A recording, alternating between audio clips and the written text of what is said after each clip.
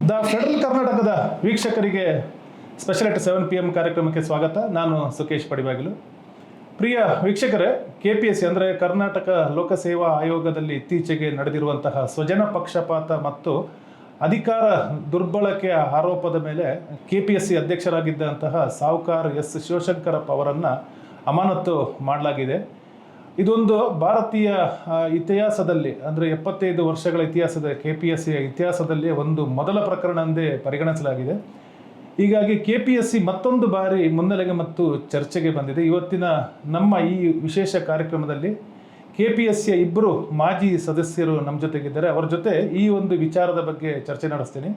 ನಮ್ಮ ಜೊತೆ ಮೊದಲಾಗಿ ನಾನು ಡಾಕ್ಟರ್ ಚಂದ್ರಕಾಂತ್ ಡಿ ಶಿವಕೇರಿ ಅವರು ನಮ್ಮ ಜೊತೆ ಈ ಚರ್ಚೆಯಲ್ಲಿ ಪಾಲ್ಗೊಂಡಿದ್ದಾರೆ. ಕಾರ್ಯಕ್ರಮಕ್ಕೆ ಸ್ವಾಗತ ಸರ್. ಅದೇ ರೀತಿ ಇನ್ನೊಬ್ಬರು ಮಾಜಿ ಸದಸ್ಯರಾಗಿರುವಂತಹ ಡಾಕ್ಟರ್ ರೊನಾಲ್ಡೋ ಅನಿಲ್ ಫರ್ನಾಂಡಿಸ್ ಅವರು ನಮ್ಮ ಜೊತೆಗಿದ್ದಾರೆ. ಕಾರ್ಯಕ್ರಮಕ್ಕೆ ಸ್ವಾಗತ ರೊನಾಲ್ಡೋ. ಚಂದ್ರಕಾಂತ್ ಅವರೇ, ನಿಮಗೆ ಈಗ ಈ ಒಂದು ವಿಷಯದ ಬಗ್ಗೆ ಮೊದಲ ಪ್ರಶ್ನೆ ನಾನು ಕೇಳೋದಾದರೆ, 75 ವರ್ಷಗಳ ಇತಿಹಾಸದಲ್ಲಿಯೇ ಈ ರೀತಿಯ ಒಂದು ಪ್ರಕರಣ KPSCಯಲ್ಲಿ ನಡೆದಿದೆ. ಅಂದರೆ ಸ್ವಜನ ಪಕ್ಷಪಾತ ಆರೋಪದ ಮೇಲೆ ಸಾವುಕಾರ್ ಎಸ್ ಶಿವಶಂಕರಪ್ಪ ಅವರನ್ನು ಅಮಾನತು ಮಾಡಿದೆ. ಈ ಪ್ರಕರಣದ ಬಗ್ಗೆ ಏನು ಅನಿಸ್ತದೆ? ಅಂದರೆ ನೀವು ಮಾಜಿ ಸದಸ್ಯರಾಗಿದ್ದು ಈ ಒಂದು ಪ್ರಕರಣ ವಿಪರ್ಯಾಸ ಮತ್ತು ಒಂದು ಒಂದು ವ್ಯವಸ್ಥೆಗೆ ಒಂದು ಲೋಪಕ್ಕೆ ಕೈಗನ್ನಡಿ ಅಂತ ನಿಮಗೆ ಅನಿಸ್ತಾ ಇದೆಯಾ? ಸೊ ಫಸ್ಟ್ ಈ ಒಂದು ಕಾರ್ಯಕ್ರಮಕ್ಕೆ ನಮಗೆ ಆಹ್ವಾನ ಮಾಡೋದಕ್ಕೆ ತಮಗೆ ಅಭಿನಂದನೆಗಳು. ಈ ಒಂದು ಕರ್ನಾಟಕ ಲೋಕಸೇವಾ ಆಯೋಗ ಒಂದು ಸಂವಿಧಾನಾತ್ಮಕವಾಗಿರ್ತಕ್ಕಂಥ ಒಂದು ಸಂಸ್ಥೆ.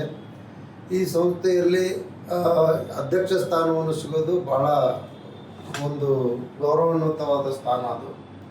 ಅದು ಎಲ್ಲರಿಗೂ ಸಿಗೋದಿಲ್ಲ. ಆದರೆ ಆ ಸಿಕ್ಕಿರ್ತಕ್ಕಂಥ ಸ್ಥಾನವನ್ನು ಉಳಿಸ್ಕೊಂಡು ಹೋಗ್ತಕ್ಕಂಥದ್ದು ಜವಾಬ್ದಾರಿ ಅಧ್ಯಕ್ಷರು ಯಾರ್ಯಾಕಾಗಲಿ ಅವ್ರ ಮ್ಯಾಗ ಇರ್ತದೆ. ಅದರ ಇತ್ತೀಚೆಗಾಗಿ ನಾವು ಈ ಪತ್ರಿಕೆಗಳು ಅಥವಾ ಮೀಡಿಯಾಗಳಲ್ಲಿ, ಸೋಷಿಯಲ್ ಮೀಡಿಯಾ ಅಥವಾ ಯೂಟ್ಯೂಬ್ಗಳಲ್ಲಿ ನಾವು ನೋಡ್ತಾ ಇದ್ದೇವೆ. ಸೊ ನೋಡಿದಾಗ ನಮಗೆ ಇದೊಂದು ಪ್ರಕರಣ ನಮಗೆ ಭಾಳ ಖೇದವನ್ನು ತಂದು ಕೊಟ್ಟಿದೆ. ಇದನ್ನು ಆಗಬಾರ್ದಾಗಿತ್ತು, ಅದು ಆಗಿದೆ ಅಂದರೆ ನಾನು ಇದನ್ನು ವಿಷಾದಿಸ್ತೇವೆ. ಸಾರ್ವಜನಿಕರ ವಲಯದಲ್ಲಿ ಒಂದು ಸಂಸ್ಥೆ ಬಗ್ಗೆ ಗೌರವ ಹೆಚ್ಚಾಗಬೇಕೇ ವಿನ ಯಾವುದೇ ಒಂದು ಸಂಸ್ಥೆ ಬಗ್ಗೆ ಆ ಗೌರವವನ್ನು ಕ್ಷೀಣಿಸ್ತಕ್ಕಂಥ ಅಥವಾ ಗೌರವ ಆಗ್ತಕ್ಕಂಥ ಒಂದು ರೀತಿಯಲ್ಲಿ ಅದು ಅಧ್ಯಕ್ಷರಾಗಿರ್ಬೋದು ಅಥವಾ ಅಲ್ಲಿರ್ತಕ್ಕಂಥ ಸದಸ್ಯರಾಗಿರ್ಬೋದು ಯಾರೂ ಅದನ್ನು ನಡ್ಕೊಂಡು ಹೋಗ್ಬಾರ್ದು. ಸಾರ್ವಜನಿಕರಲ್ಲಿ ಇನ್ನೂ ಹೆಚ್ಚೆಚ್ಚಿನ ವಿಶ್ವಾಸವನ್ನು ಮೂಡಿಸ್ತಕ್ಕಂಥ ಕೆಲಸ ಸಂಸ್ಥೆ ಮಾಡಬೇಕಾಗ್ತದೆ.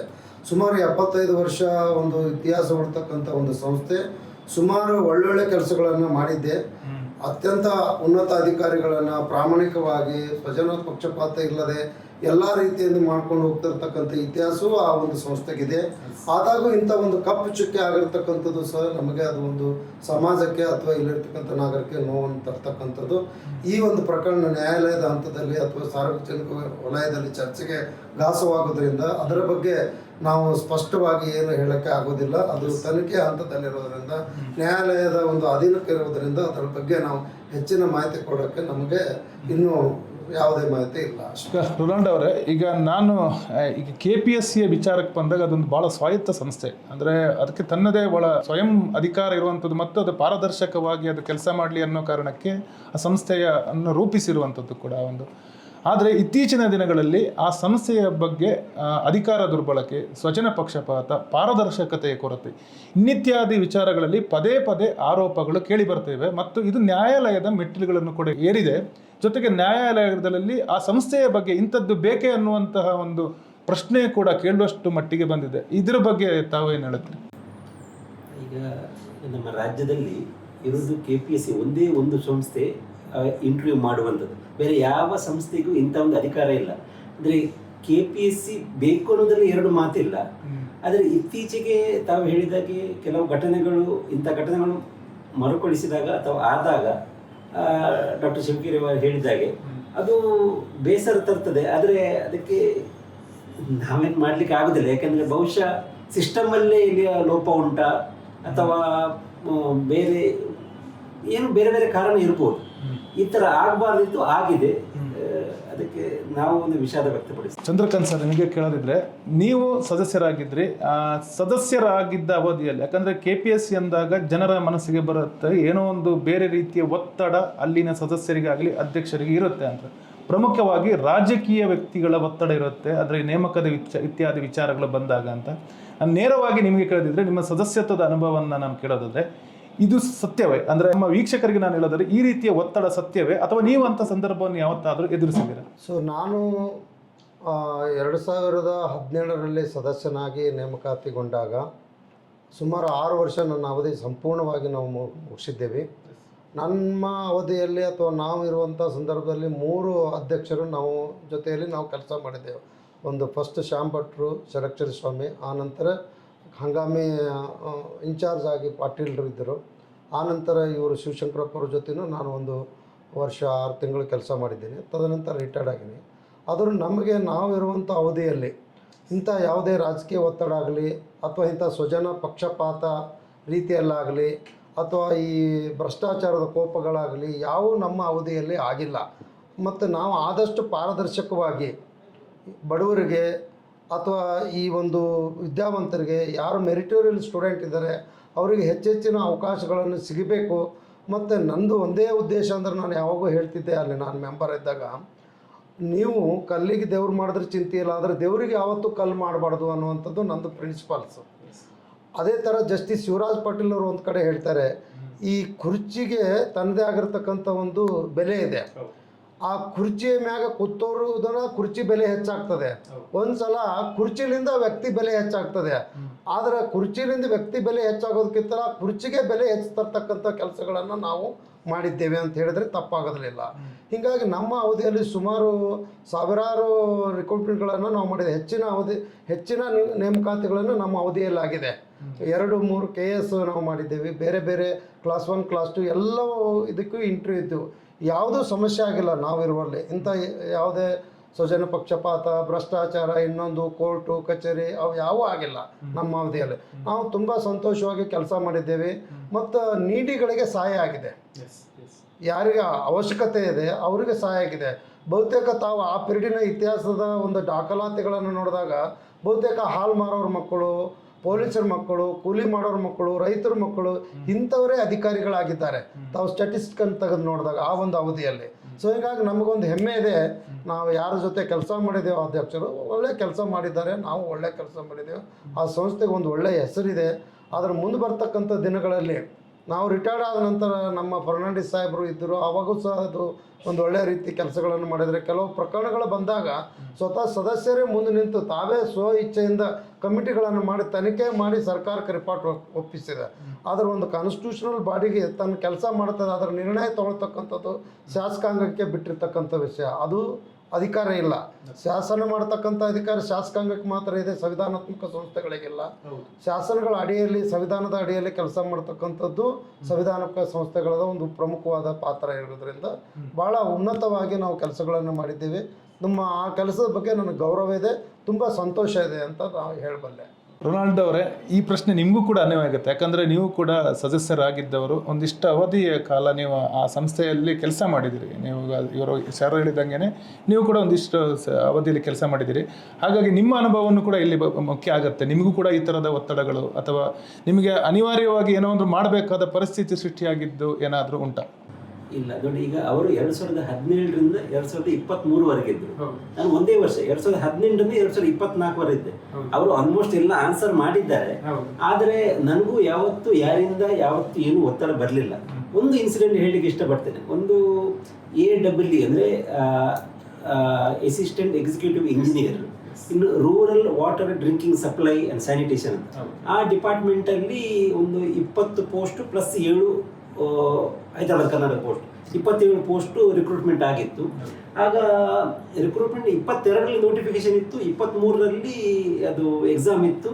ಆಮೇಲೆ ಇಂಟರ್ವ್ಯೂ ಆಗಿ ಆಕ್ಷೇಪಣೆಗೆ ಕರಿತೇವೆ KPSC. ಆ ಟೈಮಲ್ಲಿ ನಾನಿದ್ದೆ. ಆಗ ಒಬ್ಬರು ಕ್ಯಾಂಡಿಡೇಟ್ ಒಂದು ಕಂಪ್ಲೇಂಟ್ ಬರೀತಾರೆ, ಇದರಲ್ಲಿ ಮಾಲ್ ಪ್ರಾಕ್ಟೀಸ್ ಆಗಿದೆ ಅಂತ.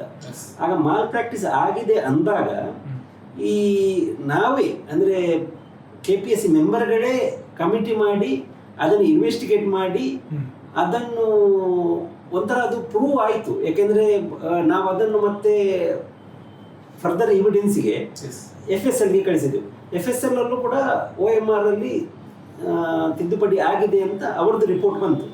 ಅದನ್ನು ಮತ್ತೆ ನಾವೇ ಸ್ವತಃ ಅಂದರೆ ಆ ಟೈಮಲ್ಲಿ ವಿಜಯ್ ಕುಚಲೂರ್ ಅಂತ ಅವರ ಅಧ್ಯಕ್ಷತೆಯಲ್ಲಿ ಒಂದು ಕಮಿಟಿ ಮಾಡಿ ಮತ್ತೆ ಒಂದು 3 ಸದಸ್ಯರಿದ್ದರು. ಅವರು ಒಂದು ರಿಪೋರ್ಟ್ ಮಾಡಿ ಸರ್ಕಾರಕ್ಕೆ ಸಲ್ಲಿಸಿದ್ದಾರೆ. ಅದೀಗ ಕೋರ್ಟಲ್ಲಿ ಉಂಟು. ನಾನು ಯಾಕೆ ಹೇಳಿದೆ ಅಂದರೆ ಆ ಟೈಮಲ್ಲಿ ಸದಸ್ಯರ ಗಮನಕ್ಕೆ ಬಂದಾಗ ಅವರೇ ಒಂದು ಕಮಿಟಿ ರಚಿಸಿ ಈ ರೀತಿ ಇನ್ವೆಸ್ಟಿಗೇಷನ್ ಮಾಡಿ ರಿಪೋರ್ಟ್ ಕೊಟ್ಟಿದ್ದಾರೆ. ಇದೀಗ ಕೋರ್ಟಲ್ಲಿ ಉಂಟು. ಅದರಿಂದ ಅಂಥದ್ದು ಯಾರಾದ್ರೂ ಗಮನಕ್ಕೆ ಬಂದರೆ ನಾವೇ ಮಾಡಿದ್ದೇವೆ. ಇದೊಂದು ತಮ್ಮ ಗಮನಕ್ಕೆ ತರಲಿಕ್ಕೆ ಇಷ್ಟಪಡ್ತೇನೆ. ಅದು ಬಿಟ್ಟರೆ ಬೇರೆ ನನ್ನ ಟರ್ಮಲ್ಲಿ ಏನು ಅಂತ ಒಂದು ವಿಶೇಷ ಪ್ರಕರಣ ಏನಾಗಲಿಲ್ಲ. ಚಂದ್ರಕಾಂತ್ ಸರ್, ಈಗ ಒಂದು ಪ್ರಮುಖವಾದ ಪ್ರಶ್ನೆ. ಇತ್ತೀಚಿನ ದಿನಗಳಲ್ಲಿ ಒಂದು ಮಾತು ಕೇಳಿ ಬರ್ತಾ ಇದೆ.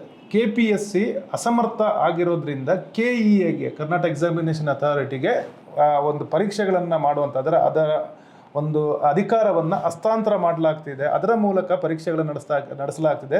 ಇದಕ್ಕೆ KPSCಯ ಈ ಸಮಸ್ಯೆಗಳೇನಿದೆಯವಲ್ಲ, ಇಲ್ಲಿನ ನಡೀತಿರುವಂಥ ಕೆಲವು ಭ್ರಷ್ಟಾಚಾರ ಅಕ್ರಮಗಳೇ ಕಾರಣ ಅನ್ನುವಂಥ ಆರೋಪ ಸಾರ್ವಜನಿಕರ ಮನಸ್ಸಲ್ಲಿ ಮೂಡಿ ಬಂದಿದೆ. ಹೀಗಾಗಿ ಪರೀಕ್ಷೆಗಳನ್ನು ಅವರು ನಡೆಸ್ತಾರೆ ಮತ್ತು ಅವರು ಭಾಳ ಕ್ವಿಕ್ಕಾಗಿ, ಅತಿ ವೇಗವಾಗಿ, ಅತಿ ಕ್ಷಿಪ್ರವಾಗಿ ಉತ್ತರವನ್ನು ಕೊಡುವಂಥದ್ದಾಗಲಿ ಮತ್ತು ಆ ಪ್ರಶ್ನೆ ಪತ್ರಿಕೆಗಳನ್ನು ಒಂದು ಪರೀಕ್ಷೆ ನಡೆಸಿ ಇಷ್ಟೇ ದಿನಗಳಲ್ಲಿ ಮಾಡುವಂಥದ್ದಾಗಲಿ, ನೇಮಕ ಎಲ್ಲ ಪ್ರಕ್ರಿಯೆಗಳನ್ನು ಭಾಳ ಸುಲಭವಾಗಿ ಮಾಡ್ತಿದ್ರು ಅನ್ನುವಂಥದ್ದು ಇದು ಬರ್ತಾ ಇದೆ. ಈ ರೀತಿಯ ಒಂದು ಮನೋಭಾವ ಜನರೊಳಗೆ ಸೃಷ್ಟಿಯಾಗುವಂಥದ್ದು KPSC ಅನ್ನುವಂತಹ ಒಂದು ದೊಡ್ಡ ಸಮಸ್ಯೆಗೆ ಹಿನ್ನಡೆ ಅಲ್ವಾ? ಒಂದು ಏನು ಹೇಳಬೇಕಂದ್ರೆ, ಈ ಸಂವಿಧಾನ ಕರ್ತರು, ಈ ಶಾಸಕಾಂಗ, ಕಾರ್ಯಾಂಗ, ನ್ಯಾಯಾಂಗ ಇವುಗಳನ್ನು ಮಾಡಿದ ನಂತರ ಇಂಡಿಪೆಂಡೆಂಟ್ ಜುಡಿಷಿಯರಿ ಅಂತ ನಾವು ಹೇಳ್ತೀವಿ. ಅಂದರೆ ಸ್ವತಂತ್ರ ನ್ಯಾಯಾಂಗ ವ್ಯವಸ್ಥೆ ಇದೆ. ಅದೇ ಥರ ಇಂಡಿಪೆಂಡೆಂಟ್ ರೆಗ್ಯುಲೇಟರಿ ಕಮಿಷನ್ಸ್ಗಳು ಬೇಕು ಅಂತ doctor Baba Saheb Ambedkar, who was the chairman of the drafting committee, ಅವರು ಈ ಥರ ಥಿಂಕ್ ಮಾಡಿದ್ರು. ಯಾವುದೇ ಒಂದು ಸರ್ಕಾರಿ ನೌಕರಿಗೆ ಸೇರಿದನಂದರೆ 35 ವರ್ಷ ಅಥವಾ ಅವರು ರಿಟೈರ್ಡ್ ಆಗೋ ತನಕ ಅವ್ರನ್ನ ಯಾರೂ ಮುಟ್ಟೋದಿಲ್ಲ. ಅಂಥವನ್ನ ನೇಮಕಾತಿ ಮಾಡಾಗ ಪಾರದರ್ಶಕವಾಗಿ ಆಗಬೇಕು. ಅಂಥ ರೀತಿಯಲ್ಲಿ ಯಾವುದೇ ಸರ್ಕಾರದ ಒತ್ತಡ ಆಗಲಿ, ಇನ್ನುವುದೇ ಇನ್ಫ್ಲುಯೆನ್ಸ್ ಆಗಲಿ ಆಗಬಾರ್ದು ಅಂತಕ್ಕಂಥದ್ದು ರೀತಿಯಲ್ಲಿ ಈ ಸಂವಿಧಾನಾತ್ಮಕ ಸಂಸ್ಥೆಗಳನ್ನು ಹುಟ್ಟಾಕಿದ್ರು. ಇದ್ರ ಕೆಲಸ ಇರೋದೇ ಬರೀ ನೇಮಕಾತಿಗಳನ್ನು ಮಾಡ್ಕೊತದ್ದು. ಎಂಥವ್ರನ್ನ ನೇಮಕಾತಿ ಮಾಡಬೇಕು ಅಂತಕ್ಕಂಥದ್ದು ಸ್ಟ್ಯಾಂಡರ್ಡ್ ರೂಲ್ಸ್ ಇರ್ತದೆ. ಆಯಾ ಇಲಾಖೆದು ಸರ್ಕಾರ ನೇಮಗಳನ್ನು ಆಗ್ತದೆ. ಕಾನೂನಿನ ಅನೇಕ ಫ್ರೇಮ್ವರ್ಕ್ಗಳನ್ನು ಇರ್ತದೆ. Within the framework of the law ಅದರೊಳಗೆ ನೇಮಕಾತಿ ಮಾಡಬೇಕಾಗತ್ತೆ. ಯಾವುದೇ ಒಬ್ಬ ಸದಸ್ಯ ಆಗಿರ್ಬೋದು, ಅಧ್ಯಕ್ಷ ಆಗಿರಲಿ, ಅಥವಾ ಅಲ್ಲಿರ್ತಕ್ಕಂಥ ಸೆಕ್ರೆಟರಿಗಳಾಗಲಿ ಮನಸ್ಸಿಗೆ ಬಂದಂಗೆ ನೇಮಕಾತಿ ಮಾಡೋಕ್ಕಾಗೋದಿಲ್ಲ. ಯಾವ ಸರ್ಕಾರ ಆದರೂ ಸಂವಿಧಾನದ ಅಡಿಯಲ್ಲೇ ಕೆಲಸ ಮಾಡಬೇಕು, ಸಂಸ್ಥೆಗಳಾದರೂ ಸಂವಿಧಾನದ ಅಡಿಗಳಲ್ಲೇ ಕೆಲಸ ಮಾಡಬೇಕಾದ್ರೆ.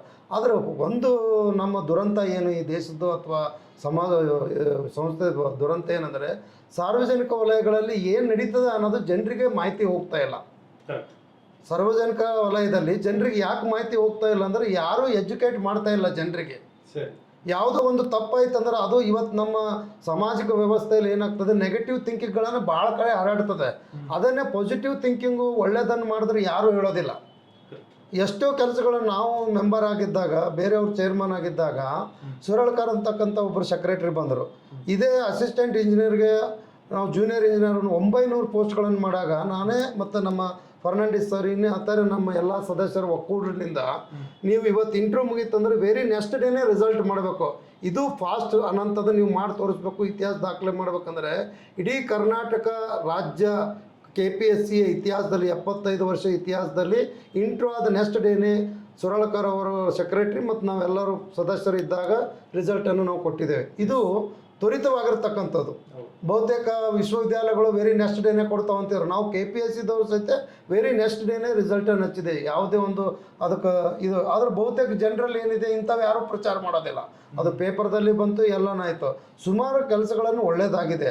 ಆದರೆ ಭ್ರಷ್ಟಾಚಾರ, ಸ್ವಜನ ಪಕ್ಷಪಾತ ಇವುಗಳನ್ನು ಆಗಿಲ್ಲ ಅಂತ ನಾವು ಹೇಳೋಕ್ಕೆ ಏನೂ ಆಗೋದಿಲ್ಲ.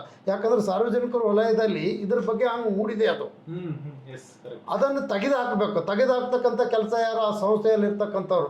ಒಂದು ಸಂಸ್ಥೆ ಈಗ ಬಹುತೇಕ ಜನರಿಗೆ ಏನಾಗಿದೆ, ಈ KPSC ಸುಧಾರಣೆ ಮಾಡಬೇಕಂತ ಊಟ ಕಮಿಟಿ ತಗೊಂಬಂದರು. ಸಿದ್ದರಾಮಯ್ಯ ಸಾಹೇಬರು ಮುಖ್ಯಮಂತ್ರಿ ಇದ್ದಾಗ ಭ್ರಷ್ಟಾಚಾರ ಆಯಿತು ಅಂತ 2011 ಇಂಥ ಇದು ಆದಾಗ ಒಂದು ಊಟ ಕಮಿಟಿ ಅಂತಂದು ಎಲ್ಲ ಈ ಚೇರ್ಮನ್ನು ಮತ್ತು ಸದಸ್ಯರಿಗಿರೋ ಅಧಿಕಾರಗಳನ್ನು ತಕ್ಕಿತ್ಕೊಂಡು ಬಿಡ್ತು. ಇವನ್ ಮಾರ್ಕ್ಸ್ ತೋರಿಸ್ಬಾರ್ದು ವಿದ್ಯಾರ್ಥಿಗಳಿಗೆ, ಇವನ್ ಮೆಂಬರು ನೋಡಬಾರ್ದು, ಇಂಟ್ರ್ಯೂ ಬೋರ್ಡ್ನಲ್ಲಿರೋರಿಗೆ ಯಾರಿಗೂ ಗೊತ್ತಾಗಬಾರ್ದು ಅಂತ ಈ ಥರ ಒಂದು ಸಿಸ್ಟಮನ್ನು ಡೆವಲಪ್ ಮಾಡಿದ್ರು. ಕಾನೂನುಗಳನ್ನು, ನೇಮಗಳನ್ನು ತಂದರು. ಅಥವಾ ಮಿನಿಮಮ್ ಇಷ್ಟು ಕೊಡಬೇಕು, ಮ್ಯಾಕ್ಸಿಮಮ್ ಇಷ್ಟು ಕೊಡಬೇಕು ಅಂತ ಕೊಟ್ಟಾಗ ಅದ್ರ ಜೊತೆ ಬೇರೆ 2 IAS retired IAS officers, vice chancellor ಕಮಿಟಿಯಲ್ಲಿ ಇರ್ತಾರೆ. ಬರೀ ಮೆಂಬರು ಚೇರ್ಮನ್ನೇ ಮಾಡ್ತಾರಂತ ಜನರಲ್ಲಿ ಏನು ಹೋಗಿದೆಯಲ್ಲ ಅದು ಎಲ್ಲ ಇಲ್ಲ. ಆಮೇಲೆ ಮೆಂಬರ್ ಚೇರ್ಮನ್ಗಳಿಗೆ ಈ ಎಕ್ಸಾಮಿನೇಷನ್ ವರ್ಕ್ದಲ್ಲಿ ಏನೂ ಇಂಟರ್ಫಿಯರ್ನೆಸ್ ಇಲ್ಲ. ಇದು ಸಹ ಸಾರ್ವಜನಿಕರಿಗೆ ಗೊತ್ತಾಗಬೇಕು. ಎಲ್ಲ ಅಲ್ಲಿ ಕೆಲಸ ಮಾಡ್ತಕ್ಕಂಥ ಆಡಳಿತಾಧಿಕಾರಿಗಳು ಅಥವಾ controller of examination is the full incharge of the examination. Secretary is the head of the administration. Chairman is overall supervising. Commission is also overall supervising. So ಇಷ್ಟೇ ಕೆಲಸ ಇರೋದು. ಕಮಿಷನ್ ಸದಸ್ಯರಿಗಾಗಲಿ ಇನ್ನೊಬ್ಬರಿಗೆ ಪರೀಕ್ಷೆ ನಡೆಸೋದಾಗಲಿ, ಪೇಪರ್ ತಿದ್ದೋದಾಗಲಿ, ಮಾರ್ಕ್ಸ್ ಹೆಚ್ಚು ಕಡಿಮೆ ಮಾಡೋದಾಗಲಿ, ಮತ್ತೊಂದಾಗಲಿ ಯಾವುದಿಲ್ಲ. ಇಷ್ಟೆಲ್ಲ ಇದ್ದರೂ ಸಹ ಈ ವ್ಯವಸ್ಥೆಯಲ್ಲಿ ಈ ಮೆಂಬರ್ಗಳನ್ನು, ಚೇರ್ಮನ್ಗಳನ್ನೇ ಟಾರ್ಗೆಟ್ ಮಾಡಿ ಭ್ರಷ್ಟರು ಅದು ಇದು ಅಂತ ಹೇಳ್ತಾ ಇದ್ದಾರಲ್ಲ, ಇದು ಸರಿಯಾದ ಒಂದು ತೂಕ ಅಲ್ಲ ಅನ್ನೋದು ನಂದು. ಯಾಕಂದರೆ ಈ ವಿಷಯ ಸಾರ್ವಜನಿಕ ವಲಯದಲ್ಲಿ ಹೋಗಬೇಕು. ಒಂದು ಇನ್ನೊಂದು ಸಾರ್ವಜನಿಕರಿಗೆ ಗೊತ್ತಾಗಬೇಕು.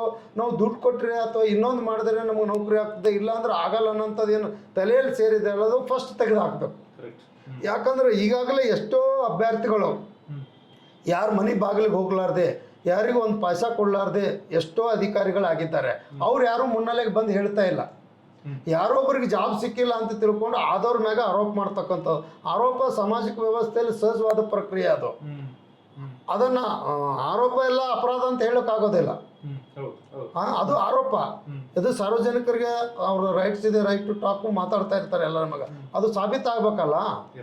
ಸೊ ಇವತ್ತು ಇಂಥ ವಿಚಾರಗಳನ್ನು KPSC ಒಂದು ದೊಡ್ಡ ಸಂಸ್ಥೆ. ಸೊ ಅದಕ್ಕೆ ಪರ್ಯಾಯವಾಗಿರ್ತಕ್ಕಂಥ ಕರ್ನಾಟಕ ಎಕ್ಸಾಮಿನೇಷನ್ ಅಥಾರಿಟಿ ಮಾಡೋದು ನನ್ನ ವೈಯಕ್ತಿಕವಾಗಿ ಹೇಳಬೇಕಾದ್ರೆ ಅದು ಸರಿಯಾದ ಕ್ರಮ ಅಲ್ಲ.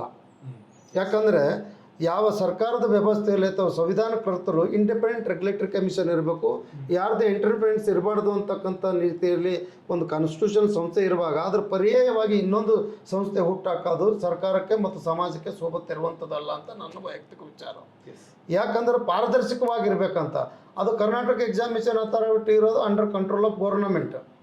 ಸೊ ಹೀಗಿರುವಾಗ ಒಂದು ಇಂಡಿಪೆಂಡೆಂಟ್ ರೆಗ್ಯುಲೇಟರಿ ಕಮಿಷನ್ ಇದ್ದಾಗೂ ಸಹ ಅದು ಮಾಡೋದು ಸರಿಯಾದ ಕ್ರಮ ಅಲ್ಲ ಅನ್ನೋದು ನನ್ನ ವೈಯಕ್ತಿಕ ವಿಚಾರ. ಇದು ಸರ್ಕಾರ ಮತ್ತು ವ್ಯವಸ್ಥೆಗೆ ಬಿಟ್ಟಿರ್ತಕ್ಕಂಥ ವಿಷಯ. ಅದರ ಒಂದು ನೆಗಡಿ ಬಂದಿದಂತ ಮೂಗು ಕೊಯ್ಯೋದಲ್ಲ, ಆದರೆ ಅದನ್ನು ಸರಿ ಮಾಡ್ತಕ್ಕಂಥ ಕ್ರಮಗಳನ್ನು ಸರ್ಕಾರ ಹುಡುಕಬೇಕು. ಆದರೆ KPSCನೇ ಮುತ್ತಬೇಕು ಅನ್ನೋದು ಸಾರ್ವತ್ರಿಕವಾಗಿ ಯಾರೂ ಒಪ್ಪಂಗಿಲ್ಲ. ಯಾಕಂದರೆ ಅದಕ್ಕೆ ಆಗಿರ್ತಕ್ಕಂಥ ಒಂದು ಇತಿಹಾಸ ಇದೆ. ಒಂದು ಬಾಡಿ ಅಂದ್ಮೇಲೆ ಅಲ್ಲಿ ರೋಗ ರುಜಿನಗಳು ಬರ್ತವೆ, ಡಾಕ್ಟರ್ ಇದ್ದಾರೆ, ಚಿಕಿತ್ಸೆ ಆಗುತ್ತೆ. ಹಾಗೆ ಒಂದು ಸಂಸ್ಥೆಗೂ ಇಂಥವು ಬರ್ತವೆ. ಆದರೆ ಅದು ಆಗಲಾರ್ದಂಗೆ ಏನು ಮಾಡಬೇಕು ಅನ್ನೋದು ಸರ್ಕಾರ ಮತ್ತು ಸಮಾಜ ಚಿಂತನೆ ಮಾಡಬೇಕು. ಅದರಲ್ಲಿ ಈ ಬುದ್ಧಿಜೀವಿಗಳು ಸಹಿತ ಪಾತ್ರ ವಹಿಸಬೇಕು ಅಂತಕ್ಕಂಥದ್ದು ನಂದು ರಿಕ್ವೆಸ್ಟ್ ಇದೆ.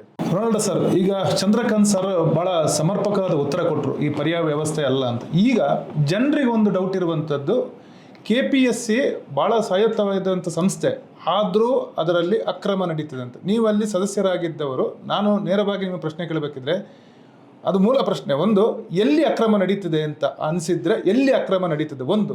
ಇನ್ನೊಂದು, ಅಕ್ರಮ ನಡೆಯುವುದೇ ಇಲ್ಲ ಅಂತಾದರೆ ನಿಮ್ಮ ಪ್ರಕ್ರಿಯೆಗಳು ಎಷ್ಟು ಪಾರದರ್ಶಕವಾಗಿ ನಡೀತಿದೆ ಅನ್ನೋದು ಕೂಡ ನಮಗೆ ಈ ಸಂದರ್ಭದಲ್ಲಿ ನಮ್ಮ ವೀಕ್ಷಕರಿಗೆ ವಿವರಿಸಿ. ಒಂದೇ ಒಂದು ಆಪ್ಷನ್ ಇದ್ದದ್ದು ಸ್ವಲ್ಪ ಅಕ್ರಮ ನಡೀಲಿಕ್ಕೆ ಅಂದರೆ, ಇಂಟರ್ವ್ಯೂವಲ್ಲಿ ಮೊದಲು 200 ಮಾರ್ಕ್ಸ್ ಇತ್ತು.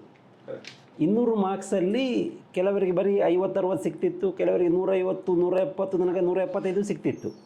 ಅದರಲ್ಲಿ ಒಂದು ಅವಕಾಶ ಇತ್ತು ಮಾರ್ಕ್ ಜಾಸ್ತಿ ಕೊಡಲಿಕ್ಕೆ. ಆದರೂ ಈ ಸರ್ಕಾರ ಏನು ಮಾಡಿತ್ತಂದರೆ ಅದನ್ನು 200 ಮಾರ್ಕ್ಸನ್ನು 25 ಮಾರ್ಕಿಗೆ ಇಡಿಸಿಬಿಟ್ಟಿದ್ದು. ಈಗ ಇಂಟರ್ವ್ಯೂವಲ್ಲಿ ಬರೀ 25 ಮಾರ್ಕ್ ಮಾತ್ರ ಉಂಟು.